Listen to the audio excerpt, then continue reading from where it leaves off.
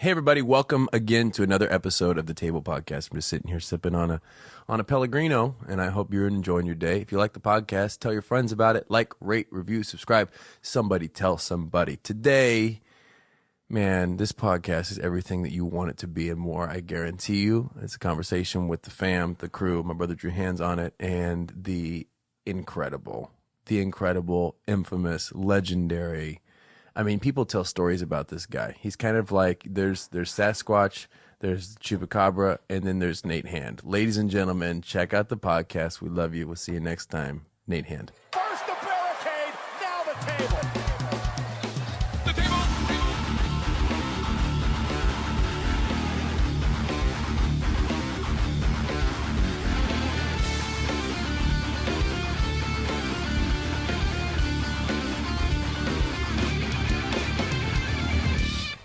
Are you counting calories? I watch my caloric intake Why? because whatever you put in, you got to burn off. Do you think all calories are the same? No. It's like, for example, watermelon. I mean, yes. Don't talk to me about watermelon, Nick. You know we can't agree on that. Like, We've had this allergic. conversation. Talked about this. First of all, I'll tell you something. I would think, calories are the same. Of course their calories are the same. Why wouldn't they be the same? I mean, they may burn different, but they're the same. Like watermelon, for example, it takes more calories to burn watermelon than it's actually in watermelon. So it's technically negative calories when you eat watermelon. Yeah, but if they're not the same in how they burn, then they don't leave at the same rate. So it Well, it's like matters wood? what they are. Yeah, 100%. So it's like wood. It's Yeah. basically like depending on the. Yeah, that's Yeah. fuel, man. It's That's like calories. people. Clean calories versus dirty calories. So Yeah. what? So 100% harder to process. yeah, but when it boils down, stranger danger. calories. Calories? Calories are Oh, just good old calorie. calories like a are Game of just Thrones the character. calories are just energy, right? Yeah. So if it's energy, Well, it's a energy. measurement of energy. It's like saying Right. degrees. But if I put in 10 calories, it doesn't matter what I put in. I mean, I'm going to burn 10. I got to burn 10 calories to get them off. But then I think that's the argument: is are all calories the same? Because if they're not, then you can't make them the same. No, How no, will we know? You know what it'd be? It would be Because like you- this. Like I'm having Yeah. 10. I'm moving soon. I need 10 people to help me move. Right. Mhm. Those 10 people can be 10 Right. weak, yeah, Right. weak, weak strong, joint. You know, big I little. was gonna be too specific right there. people, or they can be quality strong men. Right. You know. Right. You want strongman? Because again, calories. So then, what do you watch your caloric intake? No. What do you? So, what, I think. why you of don't like, think it matters? No. Why? I think it depends on what you're eating. I think it can matter. I think if you're eating a lot of stuff that's like processed and I'm not. I mean, my wife would laugh hearing me talk about this on a podcast, but Why? because I'm not super specific. What's on your my diet health like, stuff. Nate? Listen, Lots of ramen. lots of ramen. It is lots of. Have you ever Ramen had and pho? Gatorade. What? Have you ever had pho? Yeah. I've never had it. I think I should try it today. Yeah. We should. I think you should. I heard should have pretty some. bomb It'll change his scheme. life. Have you ever noticed how weird it is when people like take on accents that they weren't born with? Mm-hmm. You know what I'm saying? Like you ever see like an old guy, right? Like sitting at a store, and he's like talking like, "Hey there, son, how are you doing?" Yeah. Like, and you're like, "When did you start talking that way?" Yeah. You know what I'm saying? Yeah. I think Like- too, if you look at the group too, because if they're the only person out of the group that talks like that, then it's even more weird. Yeah. Like because I think some people pick up accents really easy. Yeah. Well, they also have different play voices. Like Right, your friend right. circle has a different play voice. Like if you're joking with me, you have a tendency just to joke with me like this. I feel like we impersonate our grandparents when we tease each other. Yeah. Is what it is. It's some form of Harold and Josephine. So true. But that's what I'm saying. Like people become like, when do you in life become a character? Right. Because it's for sure a character. Like think about our president, right? Like his voice is a character, right? I feel like I mean, at can't some be like, accidental. I've never heard anybody else talk like that, so I don't know where you'd pick it up. but Well, did he It's talk weird. like that the whole time that he was ever? Didn't he talk like that when he was young?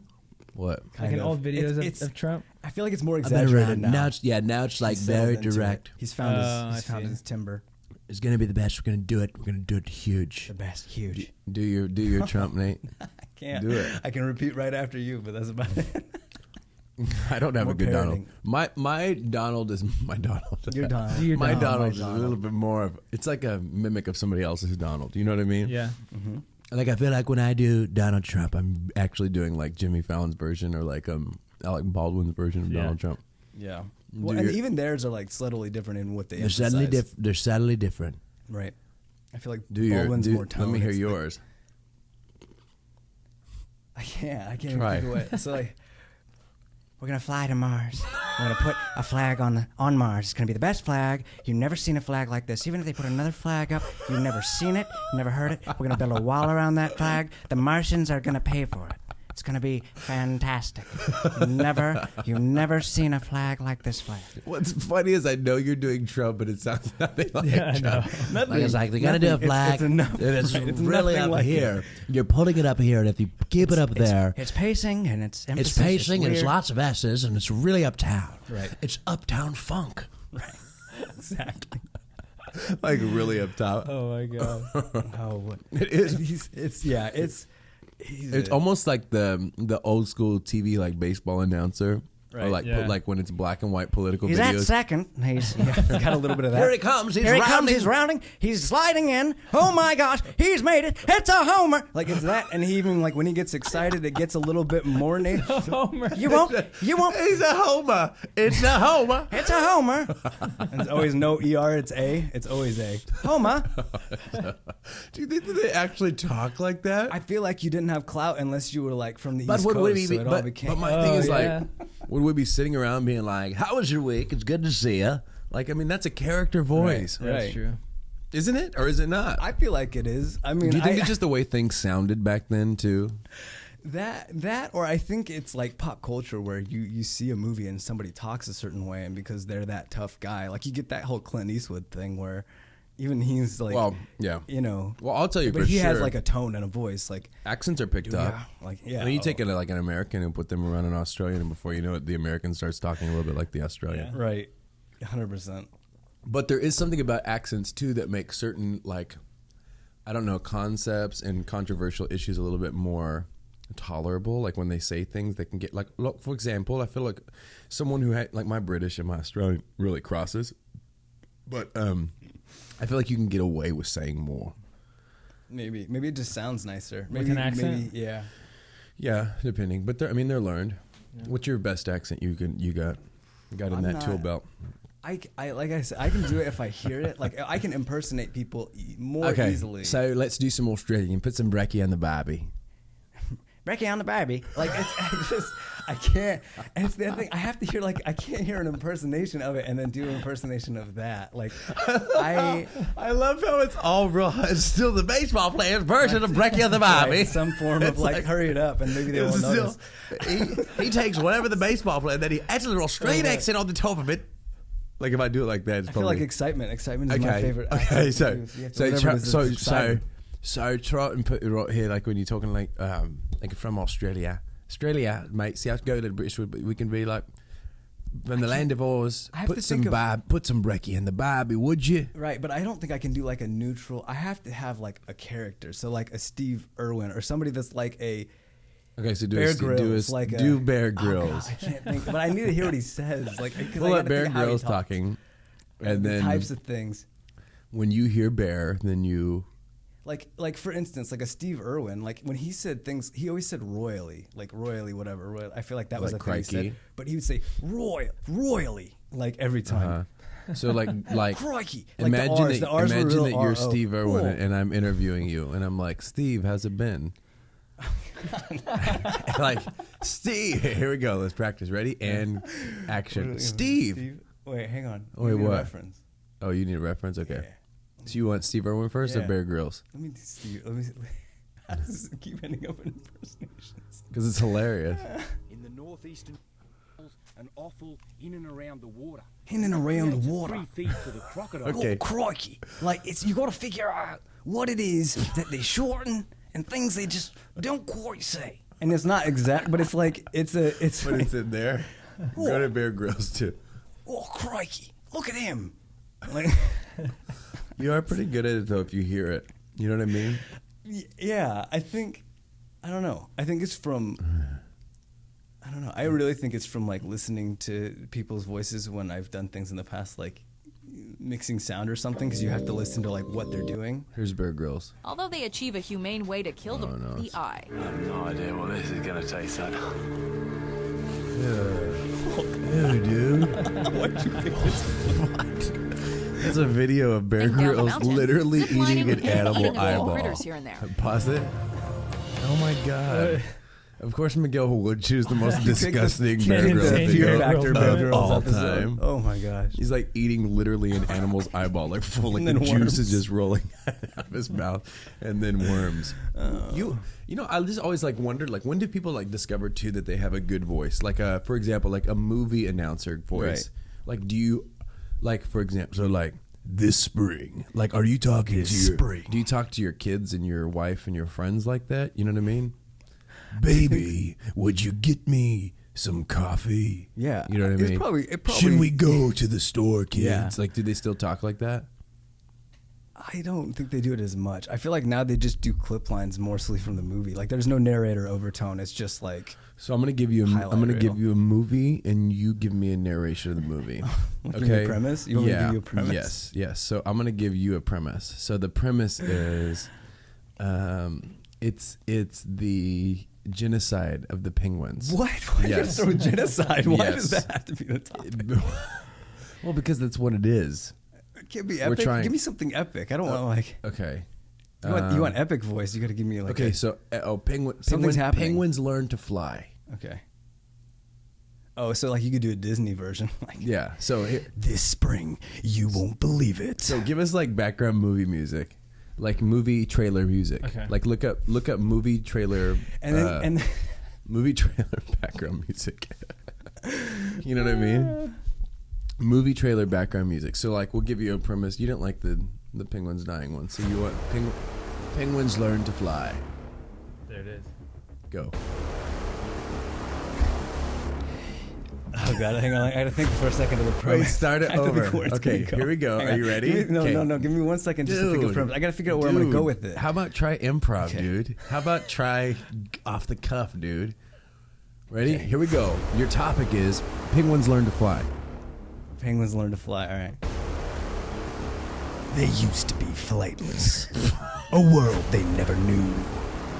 This spring, join us as penguins take flight. Okay, give me one. Give me one. Okay. Give me a different like background too. All right. Something I can't. I got to be in the moment. I can't So- even know what the So what here's the the vibe's here's gonna the be. premise. Okay.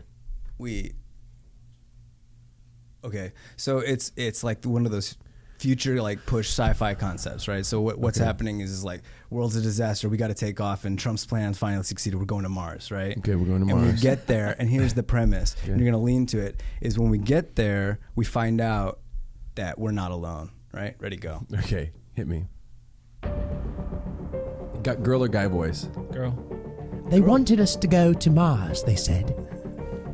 It will be like a land you never knew, they said. But when we got there, the unconscionable happened. Our eyes met the creatures of Mars. We looked into their soul, and they saw us. Oh my gosh. But it was not just that. For when we thought we have seen all we can see, there was even more. Like that, dude. Oh my god. What a like! You already want to watch that movie, Take my don't money. you? Yeah. I wonder why they stopped doing as many voices. I feel like it's too hard of a sell. I don't know, but it feels good. What was It too feels hard of a sell? exciting. I don't know. I think. I don't know. Maybe that they just seemed like they stepped away from it. Maybe it was Like like, they an don't do that artistic as move. much? Yeah, like they more, and I feel like a lot of it too happened with like the repeat franchise films. Uh-huh. Like how many voiceover narrations could you have for Final Fast and Furious movies? Dude, I'll tell you what. Who Like, could you do? gotta start You know showing who clips could at some do? point. You know who could do them all day long, over and over? Is Liam Neeson. He has the perfect like. Yeah, he know said what I that's mean? where he lives. He lives in. He lives with a particular set of skills. I am Liam well, dude, Neeson. if he ever, I wish he became. Dude, I wish. I like hearing you do I- impersonations, so I need you to do the Liam Neeson Yeah, do before it, we Nate. move on. Okay, so I think that a great idea, and Liam, if you're watching, Watch and there you go. listen. Ready? He should stop doing what he's doing, and he should just become like a lifestyle blogger, like vlogger. Yeah. Because it would be like he'd be like, this morning. You know, he'd be like, now you're doing the announcer voice. Hang on, you do Neeson. This morning, there's Liam. I have to find Liam. He's smoking and he has a cold. Yeah. You know what I So, mean? yeah. He's been smoking for lots of years, but he also Yeah, has a give me cold. Liam Neeson. Yeah, hang on. Yeah, I have acquired. So intense. Here we go. A friend gave this to me. It's Yeah. Albanian. A friend gave this to me. This morning I woke up and I had cereal. I had cornflakes, a little bit of sugar. My wife, I kept it from her. She wants me to watch it. Like if just telling you about his day. Hey, what? A little bit of sugar. My wife, she got wants to me the to watch store. it. Putting the inflections in the wrong place, I know, dude. but I feel like he does that. Listen to him Hey, talk. a little He bit puts of it all over sugar. the place. My wife, she wants to. Listen. It's all inflection. It's all random inflection. I don't know who you are. I don't know who you are. I don't know what you want. I don't know what you If you want. were looking for His a words ransom, dance. I Liam can tell you I don't Neeson's have words money. dance.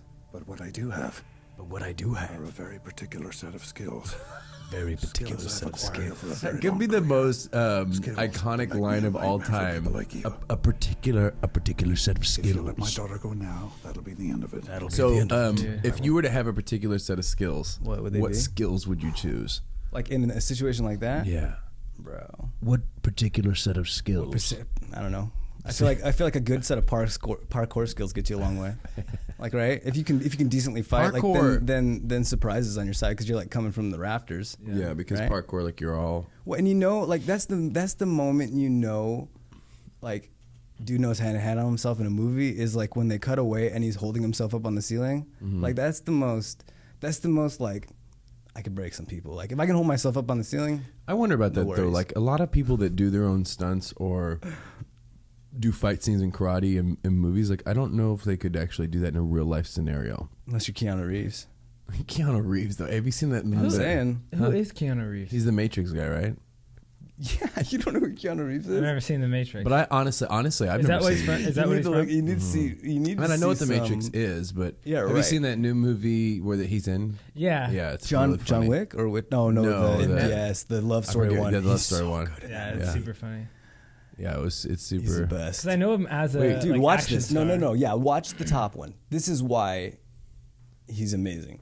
Just He just looks watch. like such a Just watch him, regular just watch guy. him. Dude, This is wrong guy to Keanu cross. Reeves Like he's the training real John Wick. Like I with feel a like John gun. Wick's about him. Like dudes. Wait, he really does this? Yes. He does all his own stuff in movies. All of it.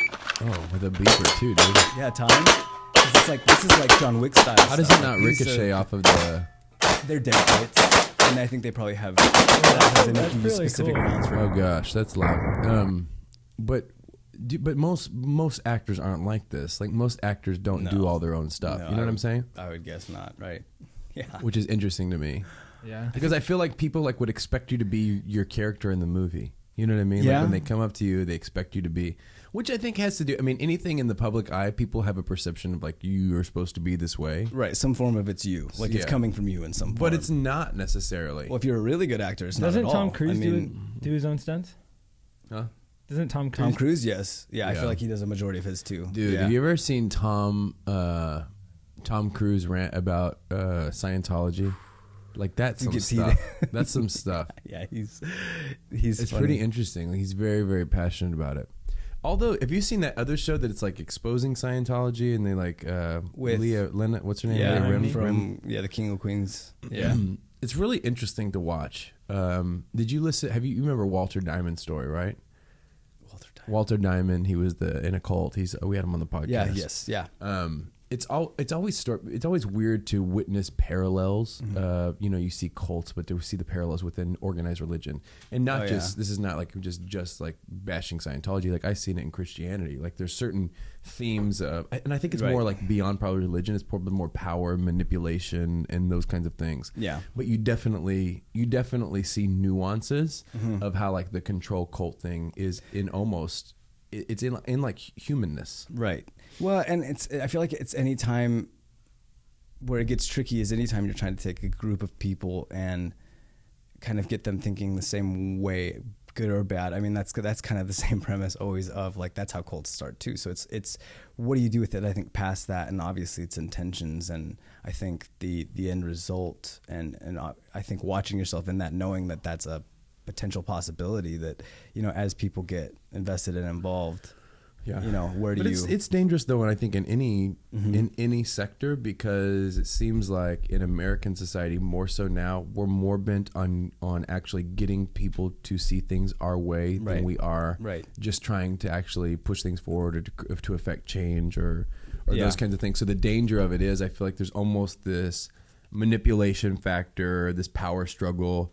Because we're not really working on anything trying to be productive as much as we are. This is the way. Right. This is the way. This is the way everyone should think. This is the way everyone should accept all of these things. Everyone should value all of the same things.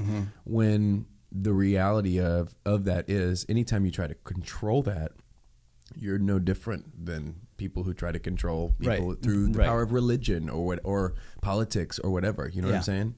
It's an abuser. It's a position of almost like an abuser, or you know, like a controller. Right. Somebody that's really, and I think that's probably the distinguishing line is that, you know, as you come in and you've got, I think it's a lot of it has to do with how comfortable you are really discussing ideas and having conversations about it versus just having an accepted norm. Yeah. I think having a culture where you can have open discussions and question ideas, I think that's what's important. I think that when that gets shut down is when it starts to be more like a cult. Because then again, it's a very one way where if you look at like even older religions than Christianity, like Judaism and stuff, a lot of it's about the discussion of ideas and the taking apart of concepts and wrestling with those and what does that mean, and understanding that like when you get to an interpretation, it's an interpretation. Like it's not, it's right. And I think there's a little bit of us that wants that resolution of like, oh, this is the actual answer. And I think the funny thing about it is that it's really clear that you're not going to get to the answer. Like you can speculate. And I think that you can get to truth, but how often are we right on specifics? Well, and how much of that is really like, if you can miss the forest of the trees a little bit if you don't embrace the whole concept. Yeah. And you see too, like how much we want, and it's probably somewhere rooted in our psychology or our instinct, but we want people to be what we want them to be. Yeah. And I think that the whole, you know, so for example, I want you to be the person that I want you to be, or I want you to like things that I like. Mm-hmm. It's basically me wanting you to be the person that I want you to be. But we do the same thing with people in the public eye. It's kind of like I was saying just a second ago. Actors, there's this you should be what I see that you are, you know. Yeah. Like I'll get people run into me. One guy I ran into this guy at the gym, and he was like, "Hey, I want to meet with you, or just wanted to meet you. I've been to the church before, and blah blah blah. Are you the same guy on stage as you are off stage?" Like that was what he asked me. Are you the same guy on stage as you are off stage? And I was like, yeah, but beyond that, I'm like, what are you really asking? You know what I mean? And it's really, I think, rooted in part of that desire of, are you the person that I want you to be? You know what I mean? Because I hope that you're my perception of you, and I think we do that for sure. Right? You know? Yeah, it's we set those. I think we find ourselves falling into setting expectations for other people or. Wow, you're good. They're checking the mic or something, right? Good. Yeah, I think that when you get into that expectation, like you're saying, it's people kind of coming to that point of like they have some expectation of it, which is always kind of funny, a little bit to me, because I think it's a weird position to be in because you're sure of a lot of things that I'm almost never sure of. Is it fair or is it unfair? Like I feel like, for example, like people say, I don't think it's even about it being fair or unfair. I think it's you're going to be wrong. Like if you don't go into it, if you set an expectation, like for example, like for actors and actresses, people say, well, it's the line of work that you got into. You basically, like for example, like with paparazzi or with whatever. Basically, what they're saying is, we want you to be the version of what we think you already are. Right. You get what I'm saying? Right. So if you're not nice to me, if you don't take a picture with me, then you're not meeting my desire for what I wanted you to be when I saw you on a movie or saw you listen to your song or. Right. There's some sense of ownership, weirdly, with like because but is that okay? No, I don't think no, not at all. I mean, I think that's a misunderstanding of the relationship. But do we all do it? I think that I don't know if you can say all, but well, the reason I say is because like, isn't it weird? Like for example, like your doctor, like right, you'll see your doctor at the doctor's office, but then when you see them in real life, like you forget like shopping at the grocery store. You're like, you don't shop, you're a doctor, dude. Like you know what I mean? Like you do your own shopping? Yeah, like at the gym or like post. You don't ever think your doctor's gonna post a selfie. You know what I mean? Like you don't ever think that you don't ever think that your mechanic is gonna be on social media just like chopping unexpected it up. situations. Yeah. Hey, also, sometimes I don't say chop it up. I say chomp it up because it always say sounds. chomp it up. Because if we want to sit down, we just got to chomp it up a little Chomp bit. it You know what I up. mean? You have word. What does that mean to you? Chomp it up. Hey, let's chomp it up. Hey, let's chomp it up, bro. Oh, chomp it up. What does it mean to me? Yeah. Oh, I'm thinking like conversation in a weird way, but he's talking about eating words because I mean, like chomping is like in. No, like, I'm not talking about chop it eating up words. is like Yeah, I'm saying like sit down Right. and chomp it up. right, but if you chomp on something, what are you doing? You're biting it. So you're eating it. What are you doing? Like, what are you biting your words? No, I'm saying I used the wrong word. Is what I'm saying. I know. But I always thought that it was chomp it up. It's And then- okay. It's one of those. Is it chop it up or chomp it up? Let's see what's up. See what it means. Where's the origin? Chop it up meaning. Chop it up. Chop it up means talk. mix So it you up? know, chop it up, talk. Like chopping a salad. Look up chomp it up. I don't think that's a thing. Chomp it up meaning. No, To just chew or chomp. bite something. Chomping at the bit. Goodness. Oh my god. Right at the bit. I really need this chomp. What? Really need it. Oh, chewing tobacco is also chomp. Oh. So somebody I thought that said was chaw. Maybe it's been a rough day. I really need this chomp. Mm. Hey, you know what's also funny? Urban Dictionary. Oh yeah. Because people can just go on there, so Wikipedia like right now. dictionaries. Yeah. Right now. Look at me in my eyes. Don't look at the screen. Look in my eyes. And I want you to say a phrase that comes to mind. And I bet you it's in Urban Dictionary. Let's play a little game. Whistle Twix. Whistle Twix. Whistle Twix? I don't know. Like like the candy? You got there's no Challenge way accepted. there's no way Challenge that's in there, accepted. dude. There's no way in there. Both real words. Yeah. Oh, see. Wait. Ah. There's no way that Whistle Twix. Right. Twix isn't even like a real word. That's a candy. Yeah. You gotta. Yeah, it's almost like the search bar, isn't it? You say gotta it's go not back a to real. You Google. say it's not a real word as if we're not on Urban Dictionary. But that's what's hilarious, right? Because who like ting. I went What is outside. I'm outside the box.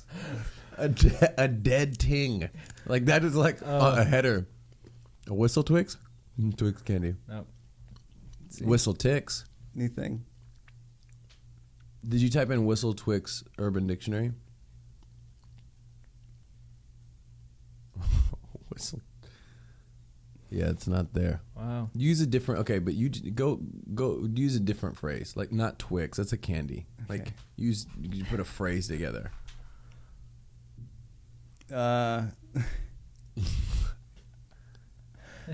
trying to think of like a random phrase that's not actually just one I can think of. Sweat boxing. There we go. Sweat boxing. Okay. Type in sweat boxing. Sweat box. Okay, so a sweat box is a small bar or club that's always packed, where it's so humid and hot that you can't even breathe. Can't even. That sounds like an actual like. So when you're sweat boxing, you're just up in a sweaty club. Yeah. You know what I mean? Let's get in there. I Sweat want boxing. to go. Hey, you guys want to go sweat boxing tonight? That sounds dirty. Yeah, I think you say that place was a total sweat box.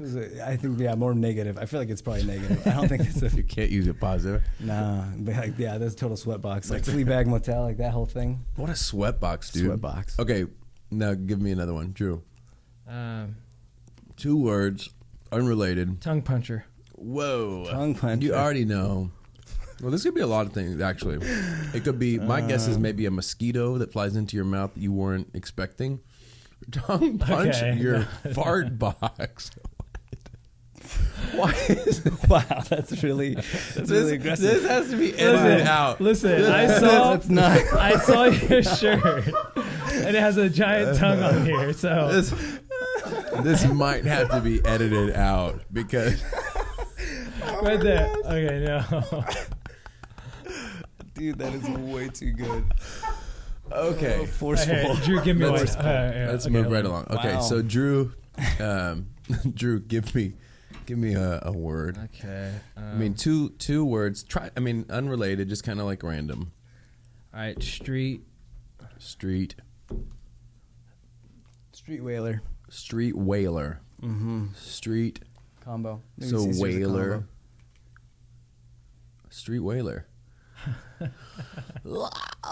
Yeah, we can't read that we can't read that out loud.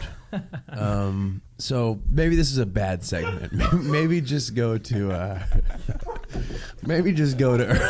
Urban Dictionary. We got one word in. All Urban Dictionary is so bad. Urban Dictionary. Okay. Wait, so first Walmart of all, whaler. What is Oh, a no, wall? that's a different one. Sorry, I thought that was actual. So, oh my God. Wrote it down Urban Dictionary. So let's go to. First of all, I guess I just don't advise going to Urban Dictionary. There's a lot of stuff that just was not. It's not what you showed up for. I do think laughter is important, though. I don't think people laugh enough. You know what I mean? Find somebody, find something to laugh about. Find somebody to laugh with, even if it's at each other. Yeah. You know, because it's so important. It's so important. When's the last time you laughed till you cried? I do it all the time. About what? Normally stupid stuff. like every once in a while, something on Instagram will catch me like just the right way because I follow some pretty funny accounts, and so like especially if it's unexpected. I like how you said it like we're not privy to. Like it's like you guys don't get it. You guys don't.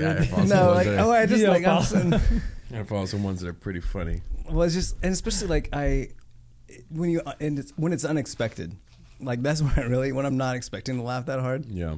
But then something happens and like I was not, and it just gets you. Like that's my favorite. Like that's the only reason. The main reasons I go around and follow half. You know who I've been noticing is like my spirit animal? Who? Dave Matthews. Yeah, he's Dave Matthews Band, dude. Yeah. Could you put up a Instagram clip if I send it to you? Do you follow his? No, I think I sent it to you the other day. Dude, yeah, D. Do I send it to your Instagram account?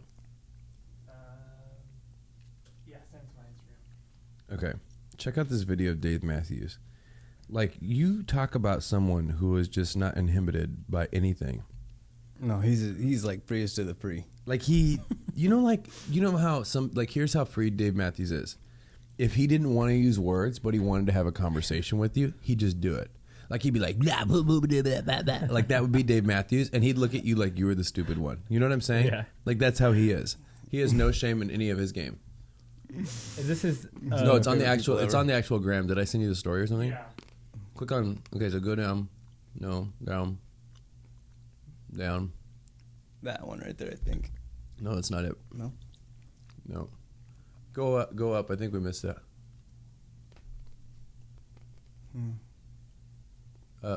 It's a close one. Maybe the middle one? That one in the middle, probably. Seems like it. That's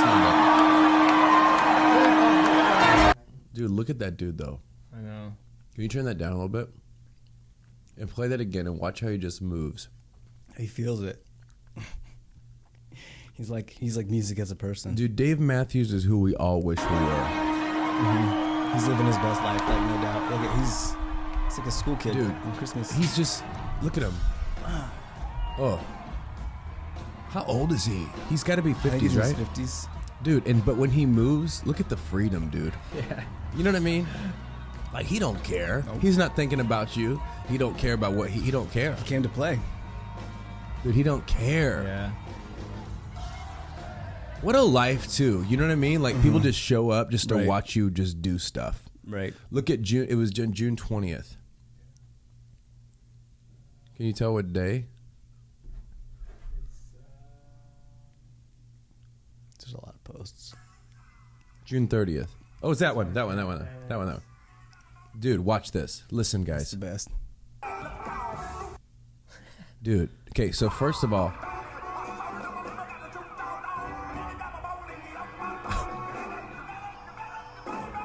Dude, it's all feeling. Hey, it's all feeling. But it's like he was saying words you didn't know, but at the same time you knew exactly what he was saying. You felt what he was saying. Yeah. Look at.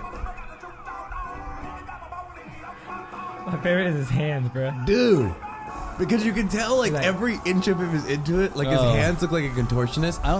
Like his hands look like the talons of a chicken, but at the same time you feel it. Mm-hmm. Like, don't even talk to me. Just move your fingers like What's that. tight about that is like when he gets off stage, he's gonna be like, "Hey, that was like now like I feel like if we did that like on any sort of stage, we'd like get off and like that was kind of weird. And I like try to explain ourselves to our friends. Dude? What were we doing, dude? That scatting? Was that dude? Wasn't that funny when you scatted? But like, hey, you know, if it was Dave Matthews and he walked off stage, I'd be like, hey, like what you said up there. Yeah, like, you know what I mean. Hey, thanks for what you said up there. Really, really hit home, bro. Really? I mean, when you said that, when you were like, right? I was like, oh, dude, man, talk about. I'm getting it tatted. Talk about right relating here. to my I'm getting it tatted childhood. right here. Talk about someone seeing me. Right. I felt so seen. Right. You know what I mean? You knew me. When you buckled when you made your wrist look like your knees, dude. When you buckled your wrist and made them look like your knees. Yes. It was like you saw me. Listen, when you went knock-kneed and threw your hands over your shoulders and rolled those R's, Play it one more time. What about his outfits that he's just like, he's an everyday guy. Oh, yeah, dude. Wearing black, so it's slimming. Like, it's almost like straight-legged carpenter jeans. Dave Matthews dresses like he didn't know he had a show. No, he didn't. Like, he was just... they called him. He's like, oh, I was mowing the lawn. Hang on. Let me... was like... Like, not in a disrespectful way, but, like, it's just that kind of, like... It's like it's like he drove his little ATV over to the show. Well, the tennis shoes, I mean, those look like... It's kind of like someone pulled up to his house and surprised him while he was doing yard work. Yeah. Like, hey, hop in. We're going to do a Hey, gig. Dave, did you forget about the show? And he's like, hey... Here we go. And he hops in. Yeah. He seems more excited to just be singing randomness than actually. I feel like that's his favorite Can part. we talk about how good his band is, though? Yeah. Like, I don't know if we're just like those guys, but I'll tell you what. Like, you may not like that style of music, but their band is absolutely incredible. 100%. They're Carter kind of just Buford drums, right? Carter Buford. What? Am I saying Is that it wrong? Beaufort or Buford? I think it's Beaufort. Probably Buford. Maybe Buford. We could all be wrong. Buford? I don't think. Is it buffet? Is it French? No. Oh No. my god. I think it's Carter Buford would be my guess. Yeah, it's Buford, bro. Huh? Sure. You think it's Buford? No, I think it's Buford. That's Beaufort, right? I don't Maybe know. Beaufort. It's Beau, so that's like Beau. Is there like a pronunciation? Sure is. Where? Also, want to talk about weird voices? Is when like the voice like tries to tell you what it's supposed to sound like, but it's also like an automated It'd voice. probably be like, Buford. Carter Buford. Carter Buford. Carter Buford. bro, Dude, I was it just does that. listening to directions and it calls Shaw. I don't even know what it calls Shaw, but it's not Shaw. Not Shaw? Street. No. Carter Buford. Well, anyway, he's an OG. He's still killing it on drums. Yeah, he's I think that's really what's good. really cool is when people stay passionate about what they're passionate about, and they legit can do it till the wheels fall off. Right. Because they're not into it for the ones that do that are the ones that are not into it because look at Buford. I say Buford. Oh, that's what he says. Oh. Carter Beauford. Like a bow tie. Dave even says it in some songs. I love the guy that does that. Like, no, it's Beauford. Like Dave even says it in some songs. Listen, Dave and I talked. It's Yeah. Beaufort. Okay, I Dave. just got off the phone with him. It's Beaufort. Like, don't even. I was talking Don't to have it right now, a bro. buddy of mine, and he was talking about Dave Matthews and how like like his wife likes to go to Dave Matthews, but they all his wife and her girlfriends refer to Dave like and just like they know him like on a first date. Like, oh, I want to go see Dave. That's the like, community. That's the Dave community. Like, are we gonna go see Dave? Everyone knows Dave. And of Oh my course, God, if you I say can't- just Dave, it's not the normal No. Dave. If you're talking to that person, it's Dave. Let's go see Dave. I feel like they probably use last names with all the other Daves in their life. Yeah, except Dave Matthews. Mm-hmm. That's how legendary he is. But I love that he can keep. He's been doing the same thing as he's been doing. Still doing He it, writes new yeah. songs. He keeps doing it. But the ones that really make it are the ones that do it because they love it. Yeah. Yeah. There's a little Keep it there's a little fresh. nugget. Keep I hope it fresh. Yeah. I hope you got some sauce because that was a nugget we just gave to you free of charge. Go ahead. Okay, Dip Like, away. Dip away. If you want to go far, then do things because you love it, not because you have to do it. Right. You know, and certainly don't be. The thing about him, and I think about Ed Sheeran. Don't. We're gonna end up at all the Shannon. sides. Sharon? Is it Ed Sheeran? Dude, I was trying to think of what Mongolian barbecue is called last night. Magnolia. We were talking about Mongolian barbecue, and I was like, "What's that barbecue? That Magnolia? Magnolia That couldn't have been barbecue? that Magnolia barbecue. That one. Right. Was that Magnolia where you take the meat and it's raw and then they You cook know, it? Magnolia barbecue. Do you like that? Mongolian barbecue? Magnolia barbecue? Yeah, I do like it. I feel like I got to be in the mood for it. Yeah. I don't get it. Like I don't like you go to these places where it's like we'll bring you the meat and then you can cook it on your table. Then why am I at a restaurant, dude? I came so that you would cook my meat for me and you would serve it to me. That's what I'm playing. Don't just you're giving me raw meat and telling me to cook it on my table. Yeah. You know what I mean? You tip me for that. You tip me for that. If I wanted to cook, I would have done it in my kitchen, not at a table. Yeah. Listen, did you have to show up 3 months before and grow the vegetables? What's happening? That's where When's we're it going. end? Yeah. That's where we're going. Somebody was telling me though that even the It's probably better if you do. that the restaurant business is changing for this generation, because if restaurants are going to continue to win, it's going to, and I think it's honestly about this in any industry. It's going to have to be more and more about community, because we can get information and we can get sensory stuff and things online. For example, like we talk within the church world, like churches, if you're going to be a killer church, you're going to have to lead towards tactile, which would be human connection, right? Or some sort of experience in room that it's not the same if you watch. It's the band that I don't want to listen to their CD. I want to see them live. Right. Like, you're gonna have to be that kind of church to kill it. Right. And at the same time, so you're seeing that same shit though within restaurants, where because of DoorDash, you don't just have to, like if you're at home, you don't just go get McDonald's or go get, like, you can literally have anything that you want. Like you can order a steak from Fleming's and have it delivered to your doorstep. Yeah. So you're not going to go to a restaurant just because, oh, they have good food there. I can bring that food to me. So the restaurants that are going to kill it are the ones that give people a reason. Some aspect, some experience. Right. Otherwise, you might as well just be, you might as well not have like an open door restaurant, and you might as well just be available on DoorDash or Uber or, Uber delivery Eats. only almost. But it's interesting how things are changing. And I think a lot of it is exploratory. We use a lot of new technology for the wrong things until we discover what it's actually useful for. I was talking with kind of finding its niche. Right. So like I was talking with this guy, Brian Carpenter. He runs an awesome organization in Montana called the Refuge Foundation. And he was telling me about how, before there was ever radio, there was theater. Like it's what people did for entertainment, right? We'd go and watch theater shows and these different plays going on. Well, then we created a new medium of radio, but we didn't know what radio is for or what to do on radio.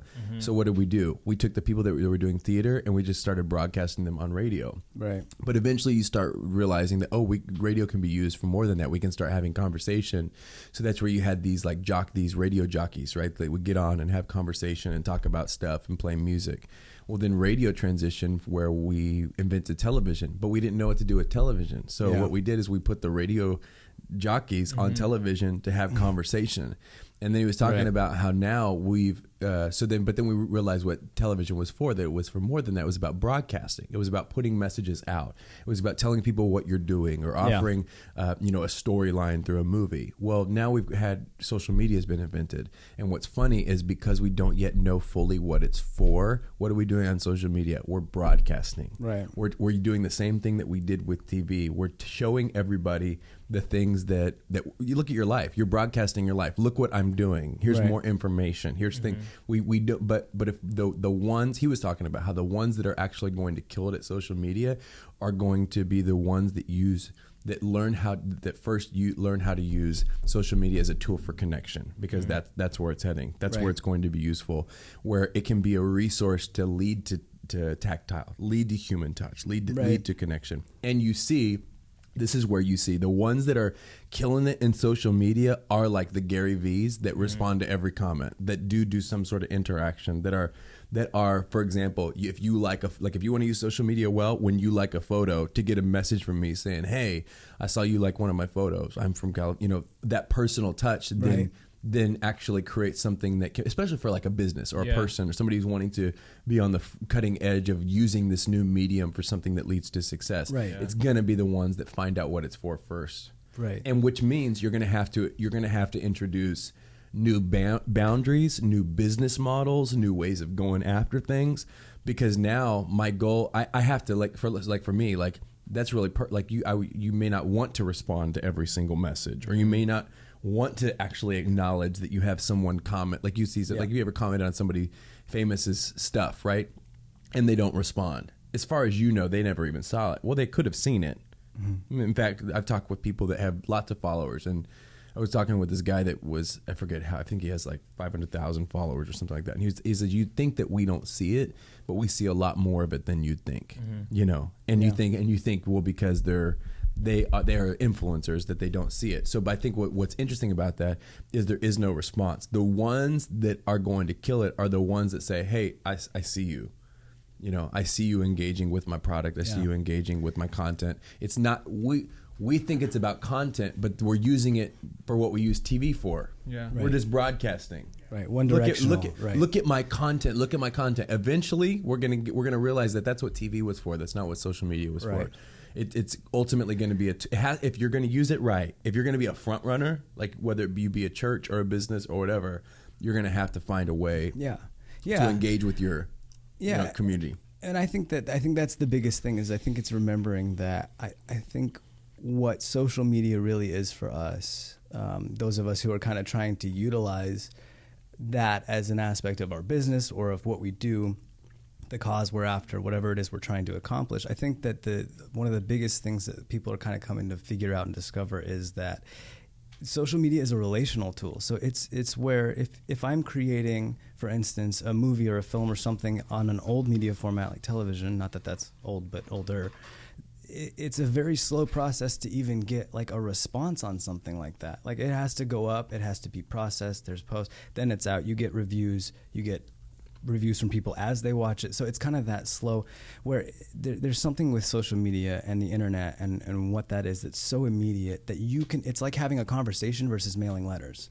Like that's kind of the jump it's taken is, you know, if high impact. Yeah, because it's you can't say that obviously television and movies, like they're marketing to an audience, but it's not a very agile, because again, productions are long, everything is very big. And it's a slow ship to turn, and you kind of get response. And if you missed it, like it's not a fast process to recoup, which is where it's such a big. And what the internet's done for content creators is giving you that platform that it's at almost no cost to you to go create something, and you have an opportunity to put it in front of the world. Like that's a thing. You can put it on YouTube, and there's restrictions and things. So the around challenge that, though is going to be how do you handle that? Well, and how do you get people? We're probably to the point, and we'll continue to be to it and past it, where we're oversaturated with content. Right. I mean, I can't tell. Like, I've been on Instagram today. Mm-hmm. I can't probably tell you 3 of the ads that I saw. I probably can't even tell you 2 of the posts out of maybe 25 that I scrolled through. Why? Because we're so oversaturated with content that we don't even actually see it. Mm-hmm. Mm-hmm. You get what I'm saying? Yeah, like 100%. So that's why I say like the ones that are gonna kill it are gonna have to be the ones that find a way to connect. And honestly, I think for anybody who is, you know, a millennial or older, Taylor, do you enjoy social media engagement? Like, do you enjoy responding to every DM that you get? No. So like that's what I'm saying is like I know that that's where it's going. I don't know when we're gonna get there because there is a part of me that doesn't like the intrusiveness of it. Right. I don't like feeling obligated. I don't like feeling obligated to have to respond or to touch, or just because somebody. I said, you know, you see something. Well, hey, I liked your thing and you didn't respond. Like I don't like that. The invasiveness of it, that you think just because you like that I have to respond. It's kind of like with phones, right? Like just because I text you didn't text back. Well, but you're invading my life. You're basically telling me what I have to do. Mm-hmm. And there's a part of it that is extremely vulnerable. And I do think at the same time, though, if you're going to continue to be relevant, this generation moving on, you're going to have to find ways. Otherwise, you become the guys that, whatever, TV, I don't need, or computers, like whatever, we don't need computers. We're going to do it the old school way. And we will be those people for social media. No, I don't want to respond. No, I don't want to connect. I don't want to talk. But if you're going to be successful and using that medium as a tool for success, you're going to have to. You're going to have to learn. Like thousands and thousands of people. I don't know. I think, at some point it's probably going to take a team, right? I mean, how does Gary Vee do it? Does he? But I think that's part of the good thing is you don't know. Like most people think, oh, it's Gary Vee. It's probably, I mean, I don't know. That's like millions of people, right? Mm-hmm. Or hundreds of thousands of people that he's responding to. I mean, he says like, I'll respond to every comment. But I think more of it is people, just the illusion that you're connected to someone. Yeah. Well, and that's where I think, do you have to respond to every comment, or is it just that there needs to be a level of engagement on a community level, as far as even if you, I know a lot of good vloggers that have a strong following, and I feel like one of the things a lot of those people have in common is that they engage they respond with things, or either it's comments, and it may not be every comment, but there's always that in play in some aspect, right? So you follow guys like Peter McKinnon does this all the time, and he brings in and talks about comments or whatever is going on in their community, and he features a handful, and it's a few minutes, but there's always that level of engagement to where it's a conversation he's part of, and he's not necessarily in every aspect. Yeah. But because I agree. I mean, how do you scale every person? That seems. Well, I think if at that point you get more and more people involved. Is it really you responding, or is it something else at that point? And exactly. And it probably depends too on your desire. Yeah. Like I think that what we're going to see, because a lot of it is right now it's working as is, right? You know what I mean? So you talk about people that they've got a lot of followers with how we're using social media today. There's a lot of people that've gotten a following based upon broadcast. Right. But the problem is if it's not staying broadcast, it's like what the conversations that people are having about radio. Right. You know, people saying, you know, radio is eventually going to be obsolete. Like it's this whole big debate. But yet radio right now, you can make millions of dollars and be set for the rest of your life. Well, guess what? Fast forward down the line 5 years, and if radio is obsolete, it doesn't matter how good you're at it today. If you didn't grow with it, you're not making the millions of dollars that people used to be able to. You know, it's what my dad talks about these like logging towns, like logging is becoming a thing again. But for a long time, it wasn't. And yet all these guys, you know, my grandfather's age, we're making all of this crazy money because of the logging rush, you know? Right. But then the work dried up. I mean, like Covelo, for example. Like it used to be a thriving logging town, yet you go there and the population is diminished. Nobody lives there. There's a lot of drug deals that happen there. And it's like, there's all this kind of, like the climate has changed because the way that people are consuming has changed. So I think that's going to be the evaluation, and my opinion of it is if you want to remain a part of the conversation, then you're going to have to be a part of the conversation. If you want to remain a part of the conversation, then you're going to have to make the choice to be in it. So you look at these people that are keeping up, like whether it be the Oprahs or some of these people, you'll see them comment or respond on their things. It's all dependent upon where it goes and where it's going. If it does actually go and push towards human connection and the tactile thing, then there's no doubt if you want to be a part of the conversation, you're going to have to choose to be in the conversation, right? It's like the stars that don't have social media accounts. There's ones that have fame, but it's because they didn't use their fame. They didn't build their fame through their social media account. You look at some of these Vine stars that have had transition when Vine dried up to go over to Instagram. Well, they have a following, but the only reason they have a following is because of the relevancy of the platform that was there at that time. The second that changes, what's your platform for getting the fame that you want? Where did you grow? Right. Yeah, because it changes. So the way that you used to be able to do it on Vine, yet any of us in this room that say, "Oh, I'm going to make a Vine account. I'm going to be famous because of Vine." Well, no, you're not, because Vine's not a thing anymore. Yeah. I think that's really, really interesting because that's, and if you want to be a cutting edge innovator or be like, again, a part of the conversation, you have to be a person that's thinking, where is this stuff going? You know, where is it going? What is after social media? And that's what's bizarre, right? Like I remember like when the beginning versions of like some sort of social media came out. And now it's escalated so fast. Right. But to think that there's not going to be something else, there will. Oh, yeah. What will it be? Yeah, some form or change. Well, think about theater, radio, TV. Yeah. Social media. Right. Computers. Like there's going to be something. Well, and I feel like that's one of those things where that's one of the aspects I think to our economy right now and where people are at overall with jobs is that like it's changing now so fast that it's like you don't have time to prep for a career that might be obsolete by the time you get it. So it's like it's so fast. The turnover now is so fast because of shifting in technology and things like that it's I feel like almost a lot of times hard for people to find the right stride, and that's where it's like you have to almost commit to that. I'm going to have to keep learning. Like, I'm going to have to, like you're saying, stay in the conversation, continue to grow in my craft, continue to. Dude, and honestly, like, I know that, you know, not everybody who listens to this podcast participates in some sort of faith, but I do think that there is something about that, like being true to faith or to the voice of God, your intuition. Like, there's God, you know, within the context of what we believe, I would say, like, God speaking. And I think that the cool thing is, as long as you're educating yourself and trying to be innovative and trying to like push forward, like this is the whole thing where we talk about like you're going to chase success or you're going to try to. The whole thing about success is we don't know what's going to be successful tomorrow. Right. So I think paying attention to those whispers of, hey, I think I need to do this. Hey, I think I need to move. I need to invest in this. I need to explore this. It's the Vine thing. Like I think always pay attention. Like just be more observant. Don't be just thinking about what's hot now. Be thinking about the things that are not hot, but one day might be. You know what I mean? And I think even beyond that, I think finding like your mainline passion, like what is, because I think if you're not shaping it around that, I mean, you can always chase what is going to be successful, but I think it's more so finding out I feel like once you find out what it is that is your main passion, that it becomes easier to figure out how to adapt it as things go. Like you look at, like you were saying, like an Oprah.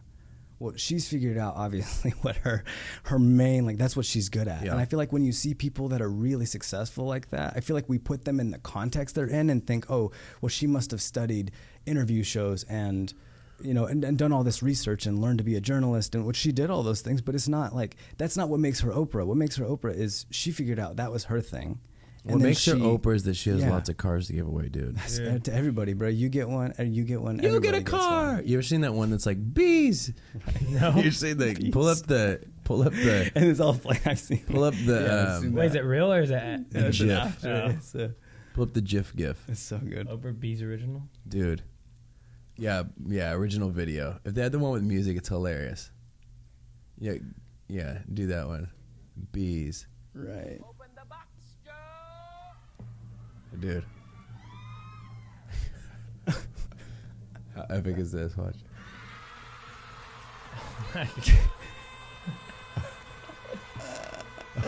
The excitement. Dude. Bees. If you haven't seen this video, YouTube it right now. Oprah Bees.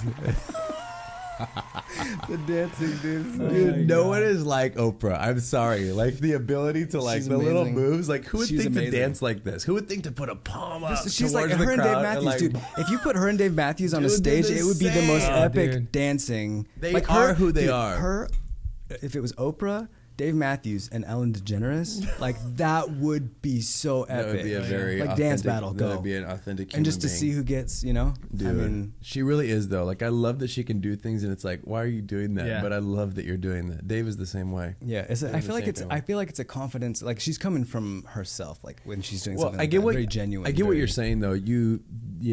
All of these things that we're talking about are vehicles to get to a destination. Right. If you don't understand your gasoline, if you don't understand what's motivating you and what's fueling 100%. Your tank, like you have to first know your passion. If you don't know your passion, follow your curiosity. Like be willing to walk it out and discover what it is. Once you know what it is, though, you got to remember that every passion needs a bullhorn. Right. You need something that you need an amplification system. Right. And you're either going to use a bullhorn or you're going to use a speaker or you're going to use what I'm saying is all of these mediums are different vehicles to get you to your destination.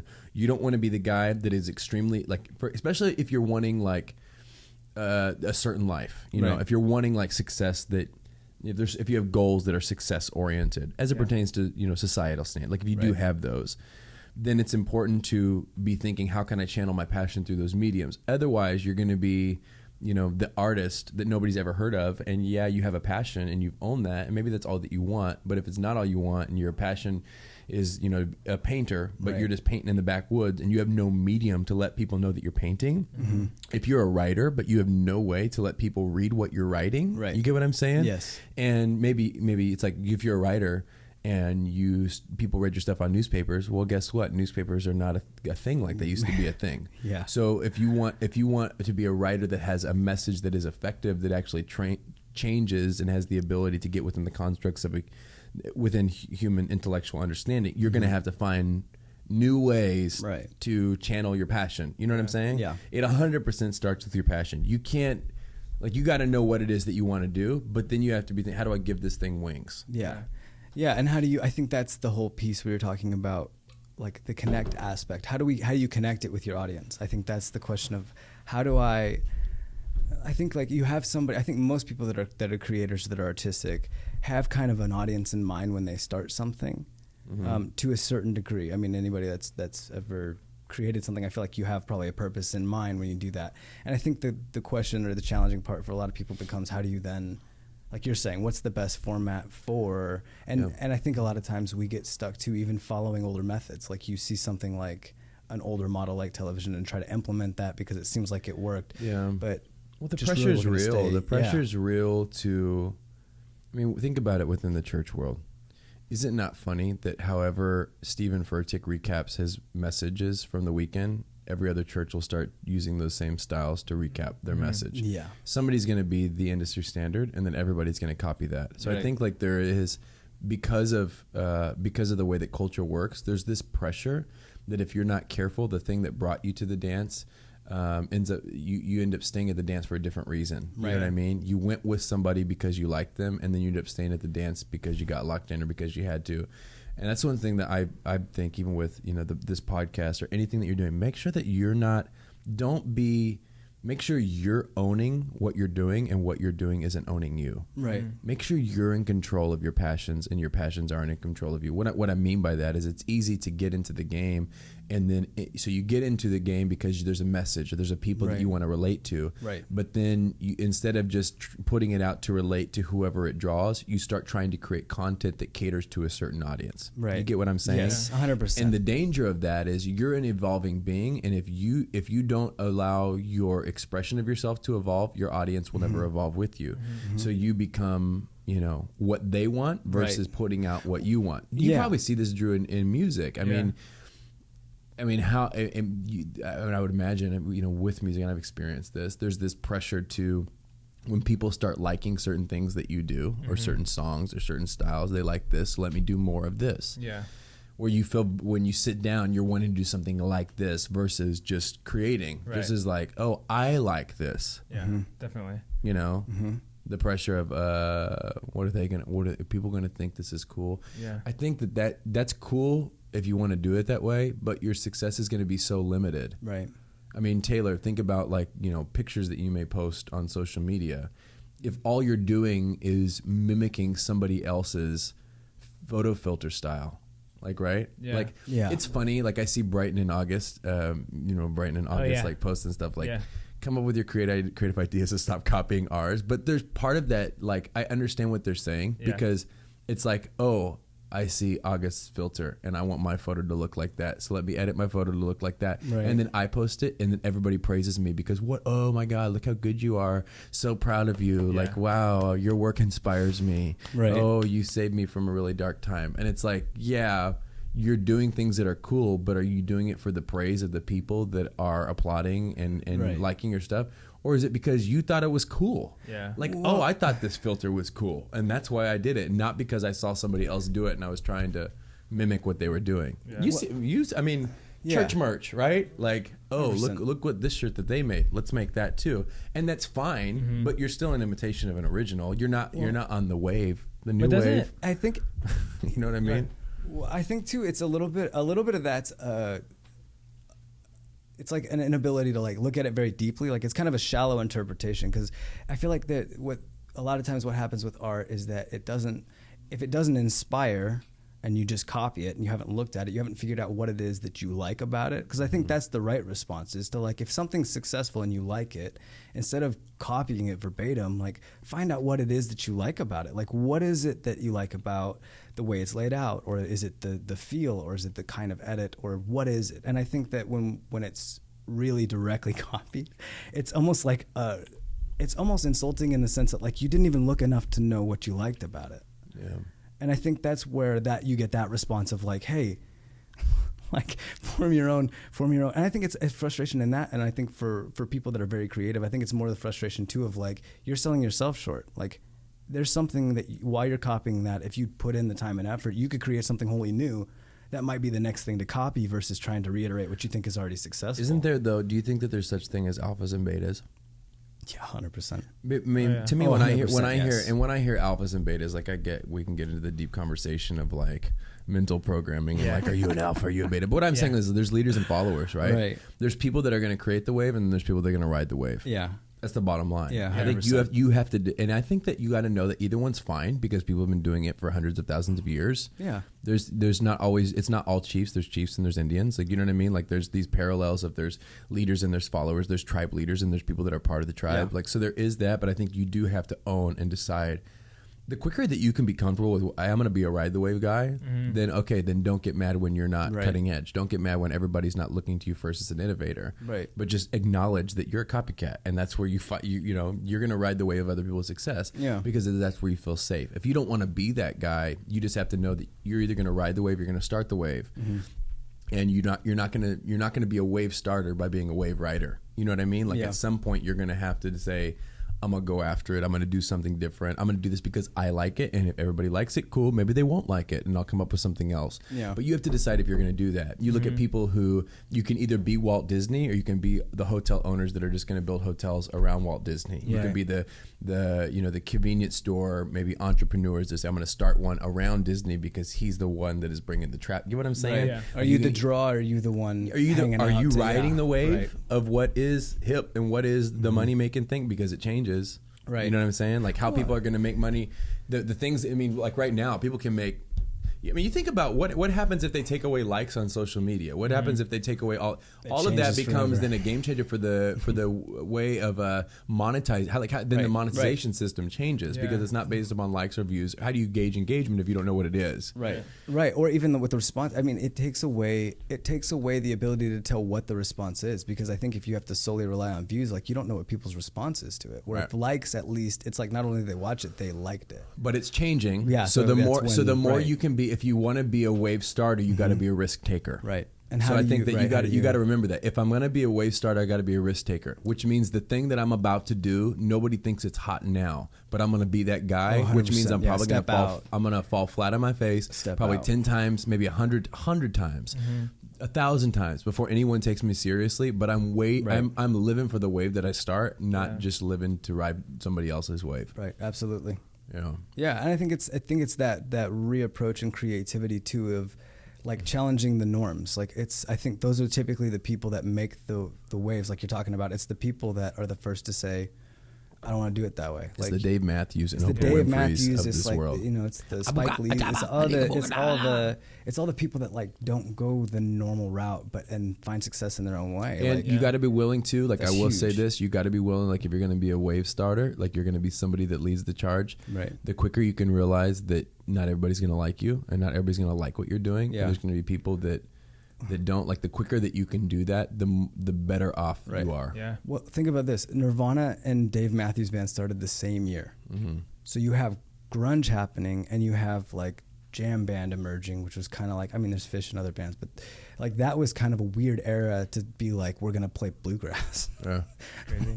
Like to step out. I mean, to think like Nirvana's kind of made, that's the hot thing right then. That's the direction it's going, and well, you never know too. Kind of counterculture. Isn't music kind of odd like that? Like, I mean, it's like the styles of music that pop up, and you're like, this is what this is what everybody's listening to. Yeah. Like, and it's just different, and it's the trend. Like, it's like, and whatever's hot is whatever the upcoming generation thinks is it, and whatever was it when you were younger, that's the thing. Like we were talking about Eminem, right? Like as a rapper, like when I'm listening to like his lyricism and the things it is, I'm like, this guy's fantastic. Like there's nobody who does it like him. Yeah. Yet you talk to people like Taylor's generation or younger, and they're like, we don't really like him. He's trying too hard. Yeah, you know what I mean. We like, and then the guys that they do like, you're like, this is not rap. You know what I mean? Like that's what you would say. Right. But we're both right. Like it's just what we. It's the same thing, and you may think, no, come on, like that Eminem is better, and it's like, yeah, but we can both defend our position. You know what I mean? Because it's subjective and it's relative. It's based upon taste, and it's just to me, it's just interesting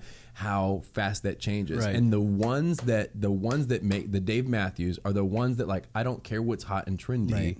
Like this is what I like, and this is who I am, and it's funny because then there's like a mutual respect, right? You know what I mean? Like Taylor may look at Dave, and there's nothing wrong with him, but because he's not trying to be, he's not trying to be young and be cool or be what he just is who he is, and you don't even like. He seems so timeless to me. Like I don't think of him like he's always been like that. I don't think of him like a 50-year-old. Like I don't think of him like a 60. Like I just think of him like that's Dave Matthews, dude. Like, who cares what he is? Because you're a fan of like, I mean, we have like our favorite albums, I'm sure. But like you're a fan of Dave Matthews, you know, like, and whatever he does, even if it's not your favorite at the time, it's like he's the man, you know. I think because I think that there's a part of like authenticity that makes you ageless. Like there's a part of just like Like you think, I mean, I think about like Donald Trump, for example. You like him, hate him, he's authentic. Bottom line, like he is who he is. Like you can hate him for his policy, you can love him for whatever side. Like this is not about that. But I'm saying he is authentic, and because he's authentic, like I don't really think about like I forget that he's like in his 70s. You know what I mean? Oh, yeah. Like he's causing like he's a 70-year-old. In his 70s, like so high energy too, like high energy, and he's causing all of this, and he's leading all this and doing all this. But I don't think of him within a scope of age. Like, oh, he could get this old guy out of here. Right. Like I don't think like that. If I have any issue with him, it's not over his age. Yeah, it doesn't have because any, I think there's some weight to, right because there's something about just driving and being authentic that makes you ageless, that makes you timeless, that makes you be respected for at least if you're not respected for your policies or the things that you stand for, you're respected for standing for something in an authentic way. Yeah. You get what I'm saying? Yeah. So I think that there's still that principle of whatever you're going to do, fight to do you. Like, and if you don't know what that is, take time to figure out what that is. Yes. When you start feeling the pressure to be something that you're not, take a break. Like, you know what I mean? Like, I think that it's good sometimes to take breaks. Like, when you're feeling the pressure of creativity, the times that I hate things that I'm passionate about is when I'm forced to do them. Right. You get what I'm saying? Yes, 100%. I love video production and I love producing things, or I love directing. But the second you tell me you have to do it and you got to have it done by tomorrow, and then we have 3 more lined up, and if you don't get these done by next week, like everything's going to be over. Nothing's going to make me hate my passion more than being forced to do it. Yeah. And I think that the times that you're feeling like most pressured to do things that you love to do, but is not in the way that you really want to do, take a break. Right. Like your success is not riding on you meeting your next deadline, and you need to know that. Yeah. You know. Well, and it's just it's giving you like sometimes. Why are you laughing over there? That's good. Why are you smirking over there? Sometimes creativity, I think, just takes that space, like you're saying too. Like it's got to breathe sometimes. I mean, you got to step away from projects, and so if you end up in, and this is kind of hard when it becomes commercialized, but if you end up in a high deadline, it can really squash a lot of that creativity or limit what it could be. And I think that's the frustration for a lot of people, is that they as creators will forever know like that's not what it was going to be.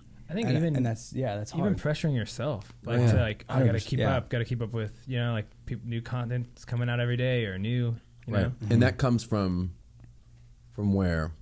Well, I think it comes probably from our world. Like, you know how like they say that we are full of anxiety? A lot of it is not even just because of things that are happening. It's because our adrenal glands are functioning too highly to where like we're releasing a lot of adrenaline into our bodies, right? You know what I'm saying? Like, so you're releasing so much adrenaline into your body that you don't know how to relax. So you're in this constant state of like pressure and stress and rush. Right. So I do think that you feel this pressure to, like, even when there's not a pressure. So what's funny is like you're gonna have deadlines, you're gonna have work deadlines, you're gonna have things that have to be done.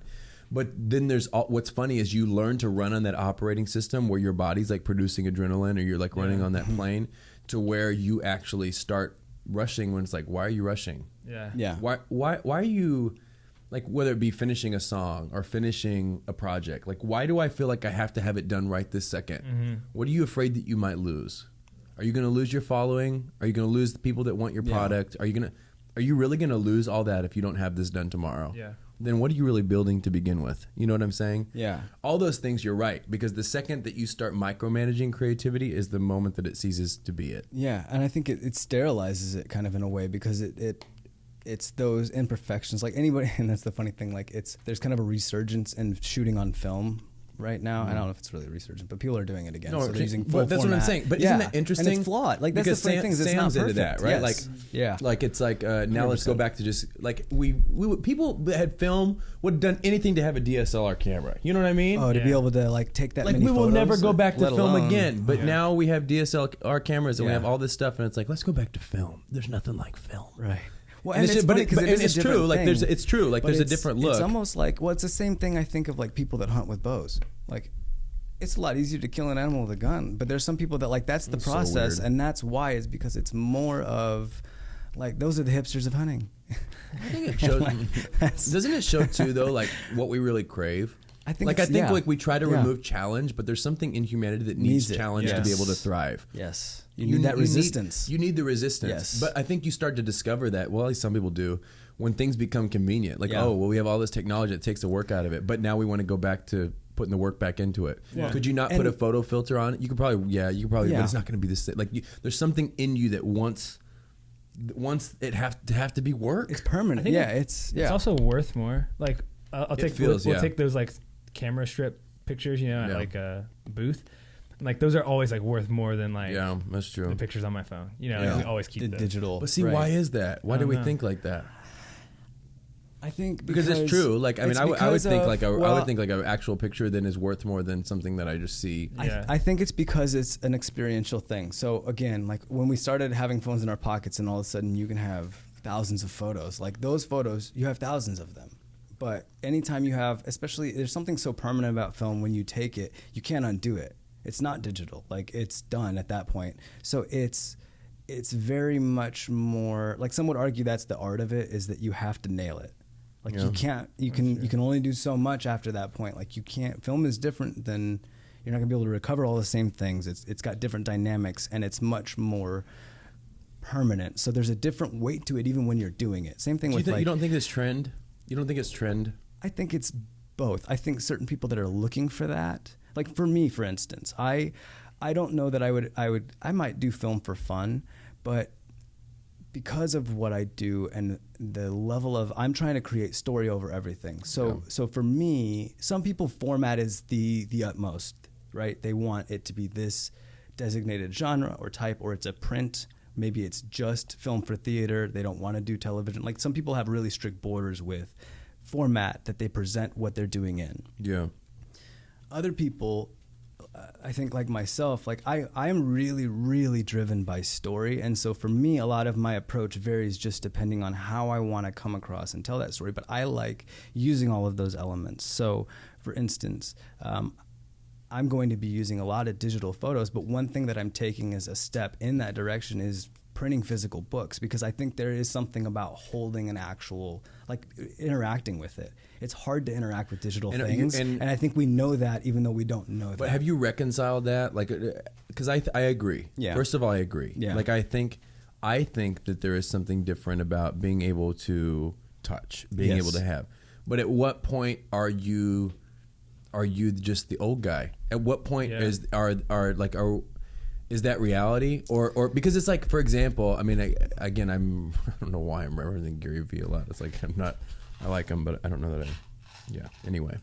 But my point is, like, he talks a lot about that, right? Which is a very, very valid point. Like you quit telling your teenager that their friendships and relationships through a phone are not real. Yeah. They are real. 100%. You just don't understand them because it's in a context that you're not familiar with. Yeah. The format's different. So, but that's what I'm saying is like at what point are, it's like, for example, Bible app. There's people that when the Bible app came out, like they still say this, right? Like, yeah, but you need an actual book. Like there's some, and it's like, yeah, I understand what you're saying, but at what point is that just the security blanket of your generation? Yeah. At what point is that just because what you had? Because the generation to come, like for example, it feels less real. Well, for example, say like you're in a third world country and you've never had an actual tangible Bible, and somebody gives you a cell phone that has the Bible on it, and then 5 years later they bring you a book. Which one do you actually choose? Right. Which one is more important then? Right. Like how much of it has to do with what you were actually introduced to first? I don't know. I think that, but I do think it's exploratory in the sense that I think that there's some stuff that will come back around because it's trend. Like for example, like 80s style jackets or 80s style clothing. Every once in a while we'll circle back into our line of fashion. Why? Because it's what's hip or whatever, but it's not always going to remain. Yeah. So I wonder sometimes with some of these things. For me, where I'm at and trying to reconcile it is that I want to be the old guy that is saying no. You need to be able to touch. You need to if that's not true. And this is, I think it's not even that. I think it's honestly us having a sense of our history. Like I think this is the problem. Is a lot of times we do this thing where we have a new thing, and so we're like, oh, we're not going to do it the old way anymore. And I think that's a decision you don't really have to make. Like what do you mean? It's not this or that. You don't have to stop just because you shoot digital or you want to shoot digital doesn't mean you have to stop using film. And I think that's what people are realizing. So just because you have a car doesn't mean you can't ride a bike. Like why not walk somewhere every once in a while? Like we have this tendency to like we need the newest and that's going to be our standard. And so it's like I think that's where that's kind of fracturing. Right. And because of the internet and accessibility to things like records and record players. Like those are still a thing. Like why print records? Right. But every album that comes out now, for the most part, that has a decent following, they're printing. A lot of them do vinyls. Like why would you do that? That's a good point. I do think that we should. I think it's a sense of history. I think it's knowing. Well, it's history. History and form, not like it's like why would we once we discovered, so here's a good question, once we discovered photography and digital art, why do we paint pictures? Yeah, but it's because it's a different thing. There's something in the medium. Well, I think it's also human tendency. Human have a tendency to make an enemy of the old if you are the new. Right. Instead of saying that they're old is not bad and new is not better. Well, like they're different, you know? So it's like what you were saying. You were talking yesterday and you were saying something about, oh, that's not a this or that. Yeah. That's this and this that. And I think that's the realization that's happening. It's honoring of what has been, but it's just realizing that, hey, this is new. Yeah. And we have digital cameras that can make things a lot easier, but there may be a time that we might not want to use a digital camera, and that should be good. So we shouldn't shame what was old, because what was old is what made and what was old is what made way for what is new. You wouldn't have everything is steps, right? So if you didn't have that camera, you wouldn't have this camera. You get what I'm saying? And the new is in some way imitating that. So there's some aspect of that they're trying to carry forward, and what you have to remember is that at the beginning, there was still a difference. So there's some aspect to that, like the texture and quality in film. Right. It's a very hard thing to remimic. The same way, like having a digital painting versus an actual painting, like there's a physical texture difference there.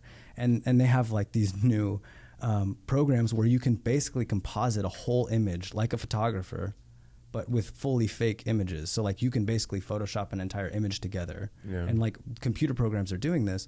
And I think a lot of people, it raises the question for a lot of people that do photography. Weird? They're like, is this going to be a photography killer? But I think that the thing, you can't ever teach a program how to be naturally creative or inspired. Like it can only read what it can read, right? So it can't necessarily. Yeah, but I guess, I don't think it can give you random, but it can't give you creative. I think that's the difference, and I think that's what we're going to figure out, is that as good as AI or something can be, it can only give you random. It can take what it's got and it can mix it up. Meaning creative, but creative meaning solving problems. Creative is potentially a whole new string of ideas, right? And coming from a place of an existing knowledge. So even if you stumble, because it's not an algorithm. It's not an algorithm, right? But that's what they're trying to do. I don't know. I think that you could hit random, but you could never have it be. It's going to lack a depth that they're not going to understand. It's artificial. Yes. So it's like how he's saying, if you have a computer generate a picture, it's just an artificial image. It's like. Mm-hmm. It's not even a real thing. So like it goes what you were saying with if you showed someone, hey, like here's a picture I took on a digital camera and here's a picture I took on film, whatever, it's just gonna look like a nice picture and a crappy picture, like to them. Aside from like the history and without the context or meaning and when it was introduced and things like that. But at what point are you just being non-progressive though? Like for example, like. You ever heard like people talk about music that is like real live band and acoustic, and then you get into like, oh, everybody's a producer now, right? But you're making beats on your computer. That's not real music. That's different. Right. You know what I mean? Because it's beats. Like at what point? Oh, that's not a real picture. That's an edited picture, and editing isn't the same. Yeah. You know what I mean? Like the no filter. Is that filter or is it no filter? Right. At what point are you just that guy? You know what I mean? That is always skeptical of what is new, and trying to diminish it and being like, oh. You're talking to your friends on a phone. Dude, people like that don't have friends though. That's really. Not real. I know, but at what point do you become that guy without intentionally? Like there's certain areas of like you talk with an older person and you hear tones of racism in like things that they're saying. It's like you don't want to be that guy. No. Right. Your culture has made you that guy, and you're so programmed and hardwired. If I asked you if you were racist, you'd be like, I don't have a racist bone in my body, and yet everything that you're saying is racist. Yeah. 2 points you know what I'm saying? So it's like at what point? Like if you're gonna be the guy, like I don't want to be that guy is what I'm saying. Like I don't want to be the guy that like, oh, those relationships aren't real. Oh, that creativity is not real. It was better when. Part of culture. I want to appreciate it all. Yeah, right. I think part of culture though, like expects that, well they're that's the older generation. Like, so what part do you stop being open-minded or stop learning new things? And that's probably what it boils down to. Being willing to. I can't. Being willing to, I guess, engage. If that's the whole thing, right? If you're going to remain a part of the conversation, you have to be a part of it. Like you have to get in it. Like you got to be willing to say, hey, talk me through this. How are you talking to people on here? What is that like? Like versus just saying, no, that's not it's part of like being inquisitive Right. and being hungry to learn, and then also realizing that just because it's new doesn't mean it's an enemy to what is old. Right. I do think there's an equal responsibility for the new to validate the old, because I think the old could just naturally by tendency be insecure that because there's something new that they are has been or unimportant. So I think like there's part of a responsibility for things that are created to celebrate what has been created. Right. If we really want to solve this problem, like if we really want people to realize that, hey, new is not an enemy to old and all those kinds of things. Right. And whether it be that every medium can continue to be valid, it's like, for now we still do use radio. There's still Right. theater. There's still television, and there's social media. So we're building upon it. But I don't want to be the guy that's like, oh, I'm not. Well, and I think I'm not going there. I think that's one of those areas that's if you can tear down the walls around that idea that you have to pick a format or singular format, or that you can't. Like, I think that what's happening now, hopefully with all of these old aspects kind of coming back around, and is that the creativity for certain people, like that will be their lane, and that's going to be where they shine. And I think that opening yourself up to the idea of trying it the different ways, like you're saying, like listening to new music, I think it almost takes having a conversation with somebody that does like it to figure out what it is for them. Yeah. Because again, things as they progress, if you feel like you're not part of that, I feel like that's the easiest way to try to engage with somebody like that and try to understand the newer trends. But you realize how rare that is. I was with this guy who was like 100%. in his 50s.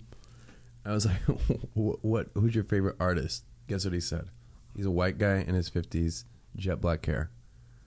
Johnny Cash? Nicki Minaj. Oh my gosh. And I said, Nicki Minaj? She says, yeah, and Cardi B. There and you I was go. like, but what's funny is how weird that is. Like, that's Yeah. so weird. But why is that weird? Because I don't expect somebody in their Right. 50s to be on trend with people that are like Yeah.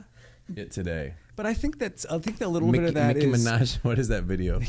Remember that video and the person's like Nicki Minaj? You know what I'm talking about? Type in Nicki Minaj. See about Nicki Minaj. Dude, but I think that's another sign of like the technology expanding. I think like things like the iPhone and having Nicki Minaj Spotify video. or whatever, I think you come into contact with more. And my more thing is like, okay, here's in what general. I want to say this too. I don't think it's Yeah. bad to not like the new. Right. Like if that's just Right. not your Preference. style. Your preference. But my thing is like, at least make sure that you're owning that position. Like, Right. like have you thought through that? Have a valid reason. So like, for example, in the church world, like with the creation of technology and Yeah. like you need a real Bible. Like I get it. Like, and there's certain aspects of that I would own or subscribe to that line of thought. But do you know why, or why do you think that? Do you think that is it like, are you acknowledging or owning for yourself that, hey, this is preference and because I feel something different, Right. which may be because you have it's the history thing. Right. Because I have experience with the book, it means more to me than the new generation. Because they never had the book, maybe it doesn't mean as much to them. But at least can you own that for you? Well, maybe, rather than projecting the pressures of your generation onto the next. Right. You know what I Letting it mean? be a barrier. Yeah, you're kind Allow of it to making a be for barrier you. out of something that's really a preference but for you. Yeah, but Yeah. So my thing is just drawing those mental partitions in your own mind to say, hey, it's new, but it's not. It's just what is. Right. And I'm gonna keep doing what I do because it's powerful to me and it gives sentiment to me and it helps me feel secure and I need that for my own soul. Right. But maybe there's a generation that doesn't, and I Right. don't know, and I don't have to know, but I'm on the road to discover, what that all kind of looks like. I don't know. It was Nicki Minaj. I don't know why. Maybe it's somebody I saw in real life. You ever see somebody in real life that like says You things thought it was wrong a like video? that, and you're like, dude, this should be a video. Yeah. Oh, there's so many times. I still have a bunch of gym videos that I'm waiting to post. Gym for people. videos? Yeah, sneak gym videos of people. Do you ever worry somebody that's in the video is going to see it? No, because I'm fully comfortable. Like, if you want to video me, if I'm doing something silly, dude, then video me. Video If it. I deserve it, then video me. Right. Because if you deserve it, Well, it happens all the time. Like If you deserve it, I'm videoing you. So if I'm doing it, Hey, that's fine. Listen, you're putting on a show. Camera's coming out. Yeah, That's what I'm saying. Exactly. So Right? you can't Listen, be doing something and you're then showing up, expect, so am then I. expect me not to video you. You know what I mean? If you're doing a silly goose exercise on something that shouldn't be You done. know how many videos Nick got taken of him with these dreads? Oh yeah, all the I time. bet. tons, I bet. dude. Is it? Do you ever give them like the wait till you know they're hard and locked in on you, and then give them the look over the shoulder right in the camera? Yeah. Or you could ask for a picture. But like if you're doing like a hard neck day at the gym, you better believe Nothing like a hard neck day. I'm gonna video you working your neck, dude. You know what I mean? So you many know what bridges. I'm saying? So many bridges. If you're like doing like a toe workout or something, like, dude, I'm gonna video you, man. Getting the bars up here and giving the old. Yeah, people do silly stuff. I like it when they do things like cross their legs with the You know what's jumps also and- funny to me when people best. do family pool days at the gym. You know what I mean? And there's like lanes, dude. We're here to get some laps in. Yeah. And you brought your blow up Pelican. You know what I'm saying? Right, trying to float and lounge. Like, Trying this to is an float exercise lounge. pool. We're at How a long gym. have we been going?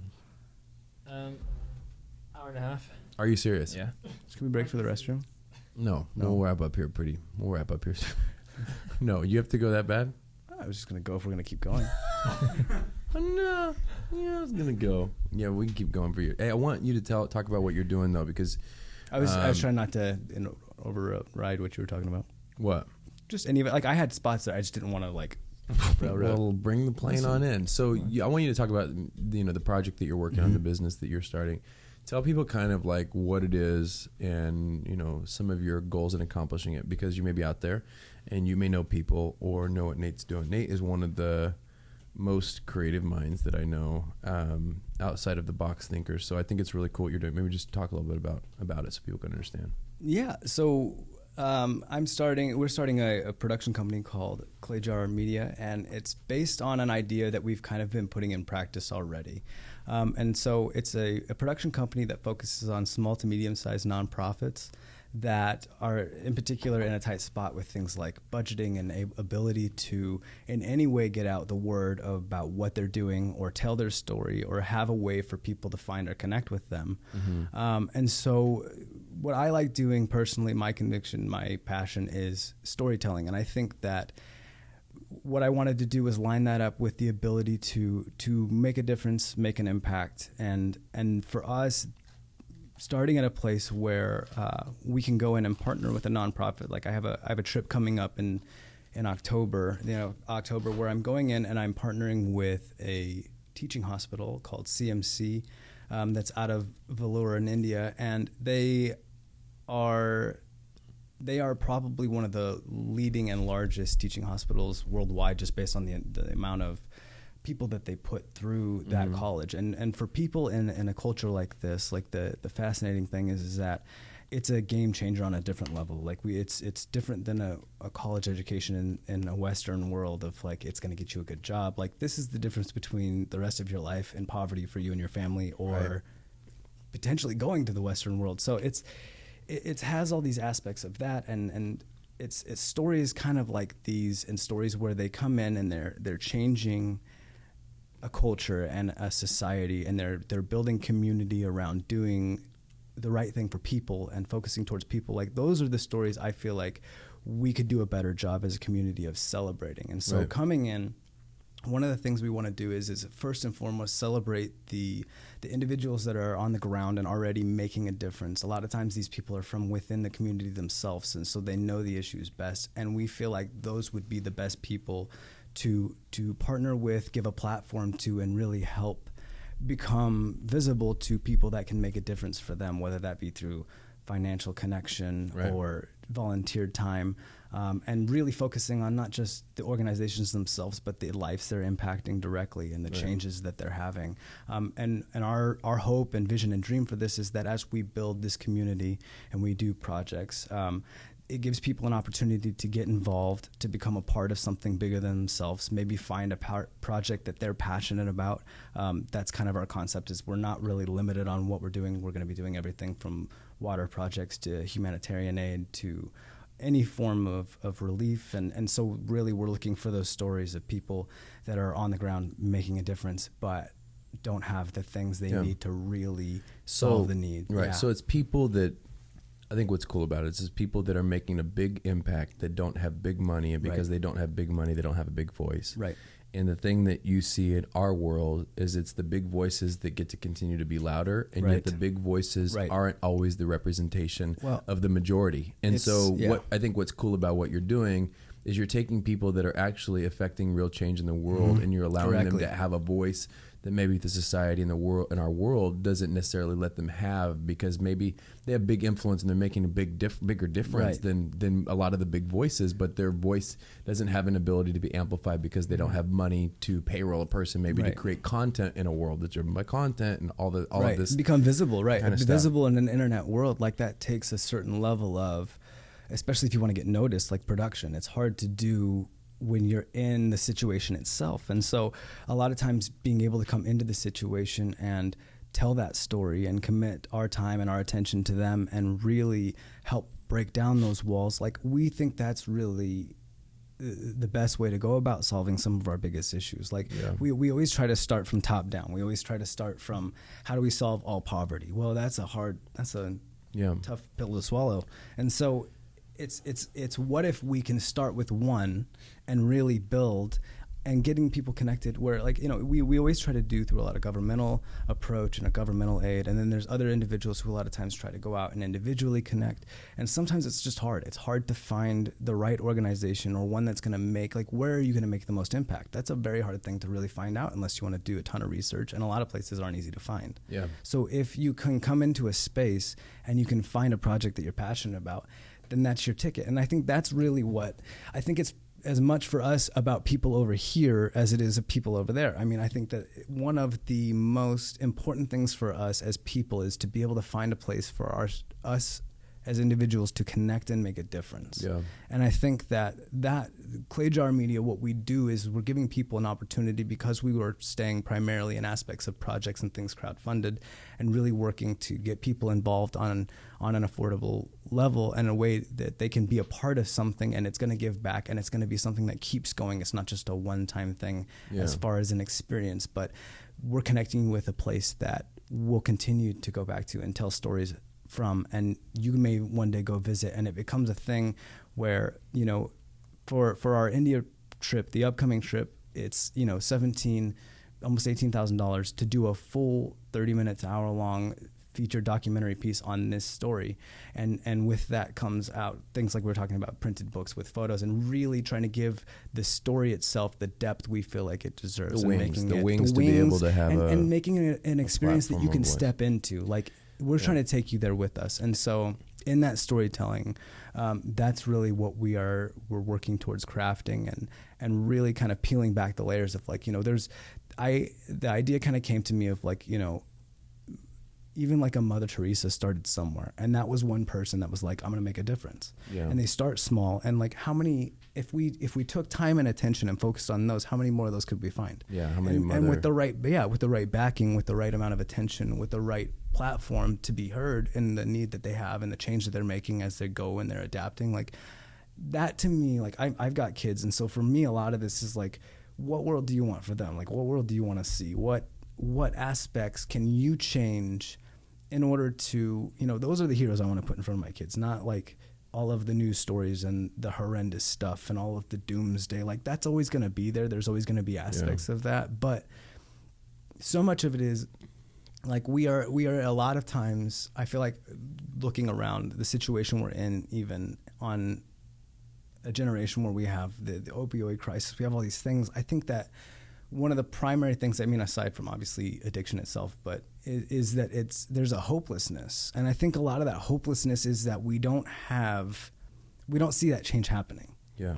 But it's not that it's not happening. It's not that it's not happening, right? And that's exactly it. Is that yes? And then that's the stories like we're really looking for, because it's not that it's not happening. It's just that when it is, it's not often featured. Well, because it's not what gets ratings, right? Like, that's I think the thing that's awesome about what you're doing is you're saying, hey, there's more than the news station that you're watching, and there's more than just like your reality TV program. Like, there's good things happening in the world, and so don't get it twisted to think that we're so doomed just because, or give up hope, right? Yeah, the negative voices are getting the most. And the thing is too, like, if you want to change reality, you have to know what's real first. And I think that because mainstream media is so controlled by pocketed areas in, you know, the United States, you miss out that just because it's what's being made public does not mean that's what everybody thinks. And that doesn't mean what everybody's life is like that. And I think the cool thing, if you could show more of these people that are impacting or doing cool things or doing things different than just what you're seeing on TV, you do have the opportunity to shift a culture in some ways.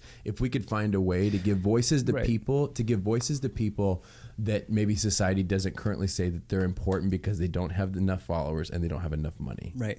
Yeah, and Status. accessibility, and there's not enough attention given to it, and so nobody's highlighting that. And you're saying even in the world beyond. Yeah, I mean, our heart in all of this is definitely to do projects here locally, as far as in the U.S. and outside. Because I would love to do, I've told you this, I'd love to do like a Flint, Michigan water project, one where they're dealing with that crisis there, and of course there's governmental aid, but there's also a lot of people in there from nonprofit organizations. What is the whole thing with Flint, Michigan? They are having issues with their water. So it's kind of just the whole Flint in general has kind of just become very run down and very, like, a lot of the auto culture left, a lot of those manufacturing jobs, things like that, they shift. They've had economic hardships, and so it's become kind of an area that a lot of the countries kind of, I feel like, for me personally, I feel like is turned away from, like, kind of just like averted your eyes. But there's some areas there where it's like crazy, atrocious, like not crazy livable conditions. Like, yeah. you can't drink water, so you have no water. Like, you have no water in your house. And so you're either, I don't even know, and I know they're working towards addressing some of that, but it's things like that where when there's somebody trying to do that and they're struggling to do it, and the money's sitting over here, like, I think that's a frustration for a lot of people. And I think that when you make it something that is manageable, because we've spread it out broadly versus having it be so specific, it becomes a lot more attainable. I mean, there's going to be, I really think that if you put something like that out on the internet, I don't think that there is a way, if we build the right format for it, that it doesn't find an audience, because there's going to be somebody that's your niche, that hits home for you. Yeah.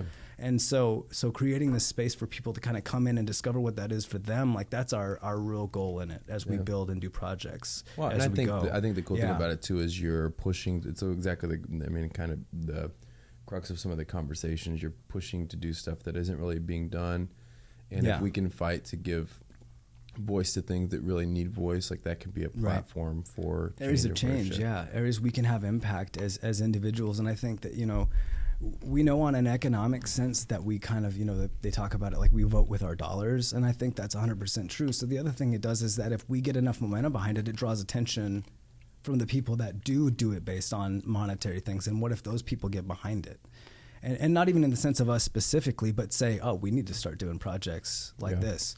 Like, that for me, like, it's weirdly an area where, like, the more competition, the merrier. Yeah. Because it's like you're not going to exhaust projects. You're not going to exhaust. I mean, if we do, then we're having a whole other conversation. So, but I think it's one of the reasons we wanted to keep the topics broad too, is because I think all of these issues, from my perspective, are really interlinked. And so you have people, like, say your primary concern is obviously, a lot of people are concerned about climate change and where that's headed. And is climate change real?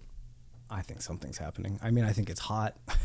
So, I mean, beyond that. Yeah, but isn't that because of the cow farts?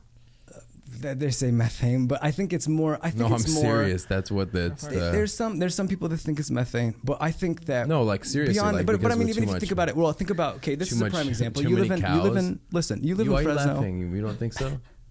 Like, we have too many cows, and because our meat industry, like, people are blaming it on the car. No, but they're blaming it on the cars. But really, the problem is we have too many cows, and the flatulence of the cows is actually what is changing the climate. It's burning the layers. What are we gonna do? Burning a hole in the sky, dude. You know the result. You know how they treat. They because stop we're eating too much meat. This is the whole thing. We got to get back to hunting and gathering, right? Like, we got. Right. It's not that meat's bad, but this mass production of it. Right, and not just that, but I think that a lot of the times we try to separate those issues, but I think that.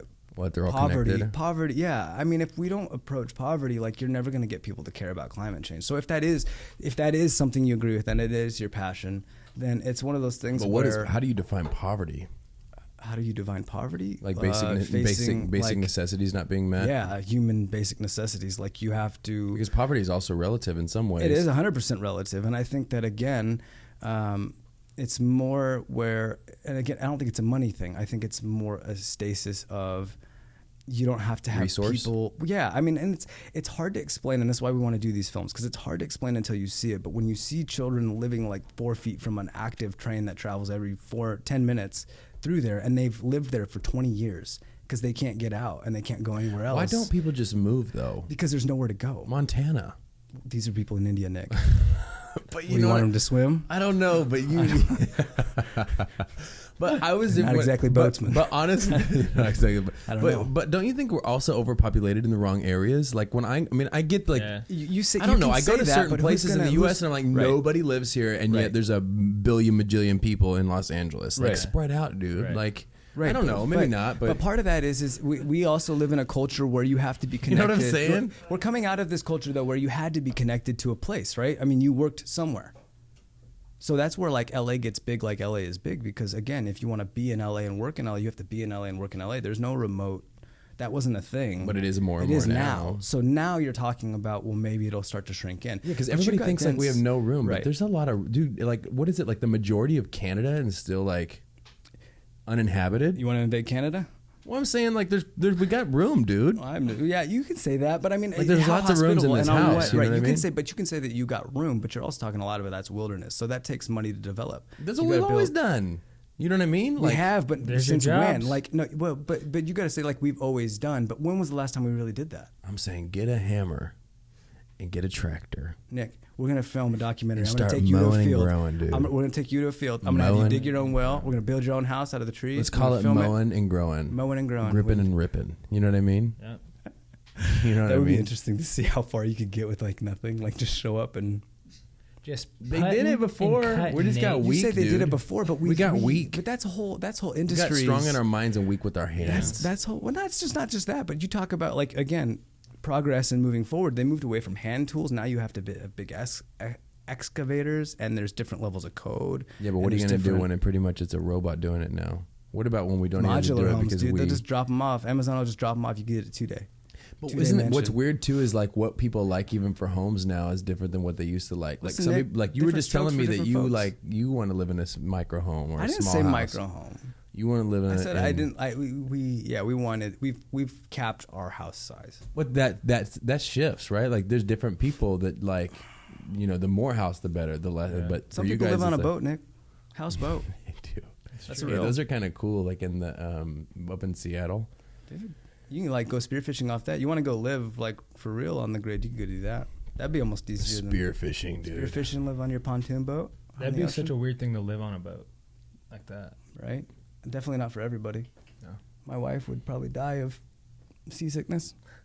I don't know. I think that there's a lot. I mean, there's a lot still out there that's yet to be explored. Mhm. You know. Yeah, Did you and that's. wanna I think that's a lot of. hear my whistle. You know, we got to get out there. Got to do it, and that's Well, where there's more. There's telling more. stories. There's more. You know, I don't know. I just think like sometimes, I don't know. There's problems that need to be solved that we're needing to solve, and then there's problems that we're making problems out of 100%, things that can be easily 100%. solved. You know. But that's where I think, again, if you've got something that you're passionate about, I think it's just really giving people an opportunity to connect and take action. Like, give something, because I think that's where you get a little bit hopeless, is where you feel like you have all this desire and this, you know. I'm curious to see too if our society does end up going full circle back towards the tribe. And what I mean is back towards like more community-oriented lifestyle. I think we have to. I think we've gone too far the other direction. Yeah, that's why I'm saying I wonder if Yeah. it eventually is going to loop back around, because I think people are going to get tired of the, like it's like what we're saying, like the photo thing, right? Like you want to have to yeah. work for it. Yeah. So like eventually when everything is delivered to us, we don't have to lift a finger. We're not leaving our homes. At some point, are we going to be hungry for connection again? Like Yeah. at some point, are we going to be like, dude, let's get some chickens and like harvest our own eggs and let's grow our own food? Like, is it going to lead back to the type of community I where think we there's help? part of that. I mean, I think there's a trend to that now. So for some people, I think it is that. So part of me thinks yes, and then part Yeah. of me thinks no. And the part of me that thinks no is because I think our society is just so intoxicated. Yeah. We're It's hard to so step we're away, so unplug. drunk on this idea of success that we will never be sober enough to see what is actually reality. Yeah. Like part of me Step has out of it, Part of me yeah. has the alphas of the world that are going to think on a different level. The thinkers, call them what you want. The leaders, the people that are going to think and maybe say, you know what really matters is human connection. Right. And then I do think there's this group of people that you are an addict, and your addict is to adrenaline and to going and to success, and you will never see clearly because you are always going to be intoxicated. Right. And you know, when you're drunk, it becomes circular. Yeah, you're in that loop. Yeah. Of just. And so you will always you'll be what was that movie with what's his name? Where like the world just fell apart and they had like Gatorade coming out of the water fountains instead of water. Idiocracy. Like you end up being so good. So there's people that will end up being that type. You know what I mean? Yeah, like I do. Zone into nothingness. That live in virtual reality. Yeah. I mean, I wouldn't be surprised. Bro. I think that you might have a divide. Like you might have. I mean, I would hope that you have a divide. Yeah. I don't think that's. Everybody. But these problems are not our problems. You know what I mean? These are your kids' probably. You know. Yeah. So we're just unless we're all just jacking in at that point, like going on VR, virtual reality. Yeah. Just uploaded. Let's upload. Just listen. You gotta tap into the main feed and then you upload. You're there in VR. I mean, maybe that's the difference. Maybe it's gonna go full circle and we'll read real books in VR. So like you have to actually hold and turn the pages in the VR book. So you'll be in virtual reality, but you'll be actually holding an actual book. It's kind of like how there was pianos and then there were keyboards that were crappy, and now they've come full circle to like, well, you can do like all the sounds. Yeah. And now it's like, well, I don't want to play a piano. Why would I do that? I could have this actual piano. It's come full circle where now we play an electric piano to get a piano sound. Yeah. Yeah. It's weird. World within a world.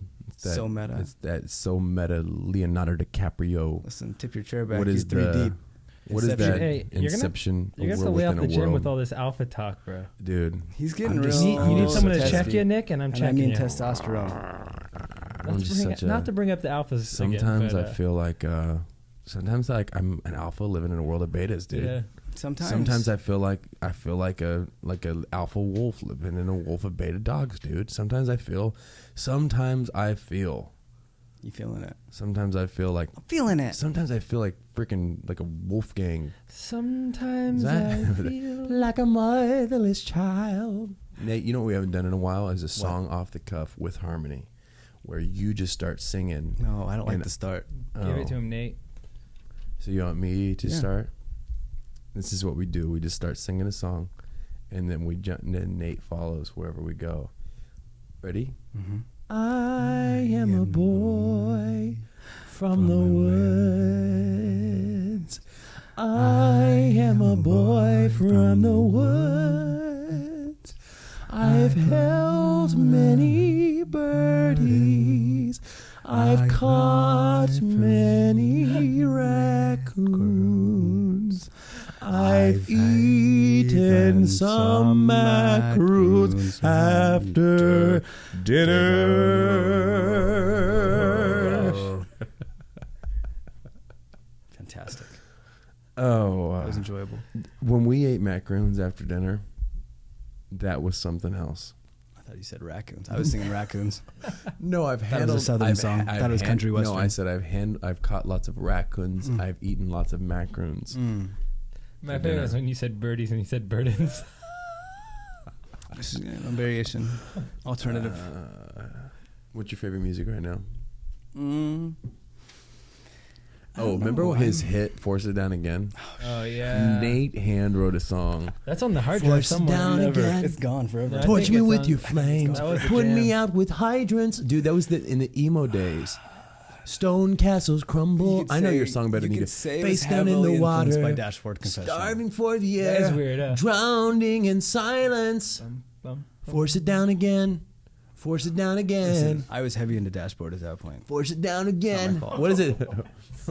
what is a Dashboard Confessional song? What is a Dashboard Confessional song? I totally just drew a blank. I'm thinking of. He's got another band that I can't That think was of their his songs. song. His song was "Force It Down Again." No, he's singing my song. Yeah, torch me with your flame. What were you forcing down It again? was talking about. It was talking about. It was super- religion, listen, right? It was, No. dude. That's the thing with emo music. It I mean, it was- literally could mean anything. It's could like, mean dude, anything. what are you I forcing know, but down you said again? something about. You I said probably something was about. throwing You up know what I a mean? little Are bit you eating your thinking about spinach? it. Are you eating I was- vegetables and you don't it want to was- be eating vegetables? It was Yeah, a. that's what it was. It was a song of foresight, and I was feeling nauseous about how I'd feel hearing it years later, and and you I'd say, have to force it down you say, again. Nick, just force it down again. One more Hey, this time. is the dashboard. Yeah. The dashboard. Yeah, there you go. Vindicated, man. Vindicated. Man, that will put me in my feels, man. That song will put me in my feels. That will put me in my feels like any Christina Perry song. Yeah. That and any Christina Perry song, instantly in my feels. Listen. That and Dave Matthews. Pull up the video of him dancing again, dude. We're going to wrap up with that. We should play out. Just Dave doing a jig, dude. Just jigging. Just, yeah. He gets loose. Just loose as a goose, man. He's here for silly goose times. Hey, you wanna try to rhyme off and see who can't rhyme? Like, I'll give you a word and you got to rhyme with it, and then we go back and forth until we can't rhyme no more. Okay. Elephant. Elephant. Not a word. Hey, how do you know? Urban Dictionary. Elephant. Go ahead. Here we go. Here's with elephant. I don't know. Here we go. Orange. Here we go. Bonnet. Sonnet. Comet. It's there. It's there. It is so there, dude. Bonnet. Comet. Dude, Near it's rhyme. so there. Hey, you ever do like a freestyle rap battle? Sometimes I just rhyme to my children at random to see if they catch on. Like, here That's I am, happening. sitting at the table, sitting with Mr. Ann and Green Gables, just chilling Who's like Green Gable? it's Ann and Green Gables. is a story. It's a story, right? Like a book. It's a movie. It's an old movie. Clark Gable? Father. I No. think that was her father. Father Clark. It was his first child, therefore Green. Green Gables. It's a whole story. There's so many things. So many things that we talked about. Where's the day video? Yeah. Are you guys ready for this? Are we almost done? Is there anything else you want to discuss? I think we'll wrap it up here. That was a good combo. It's a good combo. Okay, ladies and gentlemen, basically the point of this podcast has been just do what Dave would do. Listen, get out that box. Do it for Dave. Good for Dave, dude. Dude.